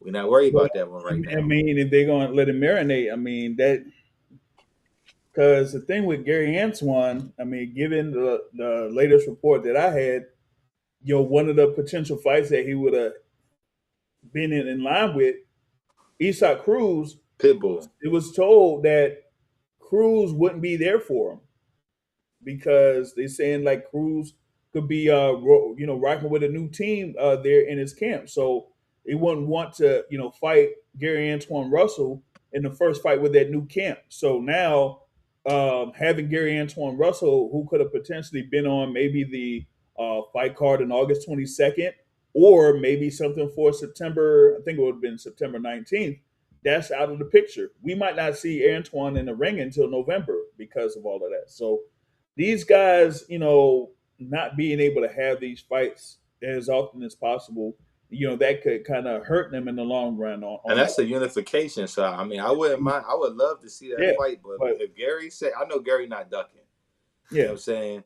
But if Gary coming out basically saying he want to let that fight marinate so that way he can collect all the, reap all the benefits of that fight marinating, which does but make sense. He said there's a business side and there's the in-ring yeah, side. but here's the It thing makes though, the sense. schedule is thrown off now because we just like they were supposed to have that WBC title fight, with Dalton Smith and Alberto Puello. That fight, ended up being pushed back because of injury to Dalton Smith, and that fight had to be rescheduled. I think they recently put the thing for what date that's going to be. So you're going to have to wait even longer, for any other type of unification fight to happen. So yeah, that Dalton Smith Alberto Puello is now scheduled for October 24th. So now you might not have Dalton Smith in a unification fight until 2027. So, they got to figure out a way to try to sort out at least the thing there with the super lightweight division. But, we'll see how that goes on that. Trying to get a live update of sorts there. Of course, we got Zuffa Boxing 9 that's going on right now. You did recently have Jalil Major Hackett that was in the ring against Sergey Derevyanchenko, and he had a pretty good, solid performance there. Was able to win by unanimous decision, scores of 98-92, 97-93, and 96-94. So 8 rounds to 2, 7 rounds to 3, and 6 rounds to 4. And I think we got a couple more fights left. They did have the thing there with Richardson Hitchens on right now. I want to see him versus Keyshawn. I want to see him. I want to see him versus Brian Norman Jr. I want to see these guys get it on, bro. Speaking of that, right? Yeah, I want to see these guys get it on. I want to see what's going on here with this Keyshawn Davis, Devin Haney thing, but I'll touch on that, a little bit later. Just wanted to talk about, of course, with Richardson Hitchens. That's the co-feature bout here, that he has. He's looking like he's doing pretty well against Ricardo Salas. They fighting now? Yeah, they're fighting right now. Hitchens can fight, bro. He can fight. He can fight. He can fight. It's just, we want to see it, though. You know what I mean? We want to see it. At the end of the day, we want to see it. But someone like had a comment in reference to Richard Hitchens and him being with Mayweather Promotions. But I'm like, well, here's the thing though, Richard Hitchens, what he was doing at Mayweather Promotions, not much different than what he was doing at Matchroom Boxing. That's why he ended up being on Zuffa Boxing. So y'all take that for what it is, because in a lot of instances with Zuffa Boxing, they do have a number of fighters that have had relationships with other promotional companies up to a certain point, and then it just ended up, in a bad note. But that's what they have there. You still have the main event that's coming up there with Edgar Berlanga versus Stephen Butler. Now we won't necessarily be able to cover that because we're approaching nearly 3 hours here with the Boxing Source podcast. Of what's going on with all the stuff that happened here this weekend. One other thing here before I roll out, you did mention a thing here with Keyshawn Davis. Now, if I'm not mistaken, they had a whole thing with them where they had a negotiation period with Keyshawn Davis and Devin Haney. And that particular deadline passed. And then the purse bid was scheduled. And the purse bid is scheduled for tomorrow, actually, right? But then after like Wednesday or Thursday, it was like some report that came out to the extent of, Devin Haney supposedly had a deal with DAZN, and the first fight they'll have on DAZN will be, against Keyshawn Davis. And I'm like, huh? What? Where did this come from? And why is it that they have something in agreement of sorts with Keyshawn Davis if the WBO had already scheduled the purse bid? Now we see Keyshawn Davis has been on live. I think it was live on Instagram, and he says, "Hey, we gonna see what's up with Bill Haney in the purse bid tomorrow." And I'm like, "Wait, what? Wait, but I thought there was an agreement there with Haney, DAZN, and Keyshawn Davis. Now there isn't. So something's up with all of that. I have no idea what to make of all of that. Either they have an agreement or they don't. But if this whole thing with the purse bid is still scheduled, it's supposed to be, I guess, in Puerto Rico or something or whatever it is. So we'll see like what the update is going to be, because if I'm not mistaken, that purse bid is supposed to be scheduled for 12 p.m. Eastern time. Okay. And I see what it was. It was Lance Pugmire from Boxing Scene that was the one that reported that Devin Haney kind of like had a deal with DAZN, and then that the first fight on that deal would be against Keyshawn Davis. So I don't know what to make out of all of that. That's just, crazy work to me. You know what I mean? So yeah, that's what I had on that, man. But I'm pretty much like wrapping it up here with this edition of the Boxing Source podcast. Shout out to everyone that's been able to watch live. Here being able to comment, on the live chat there through YouTube, and those that are watching on now Rumble and also Twitch. And we had, of course, our guest here, You got the topic that was on. You got Brother Terrell that was on. You got the Box Academic that was on here for this edition of the Boxing Source podcast. We're going to be, back and cooking here for the Boxing Source midweek report scheduled for Wednesday, and hopefully we do have more information about when this first bid is supposed to be taking place. So we're gonna see what happens with all of that. There. You had like anything here before we roll out topic?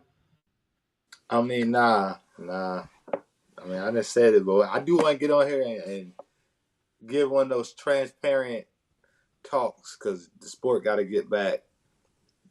Gladiator is getting too prima donna, I don't know. It almost seems like we're trying to get to it, but you still got a couple of things that are in the way of that. But I think with this year, it's kind of been a pretty good year for boxing this year.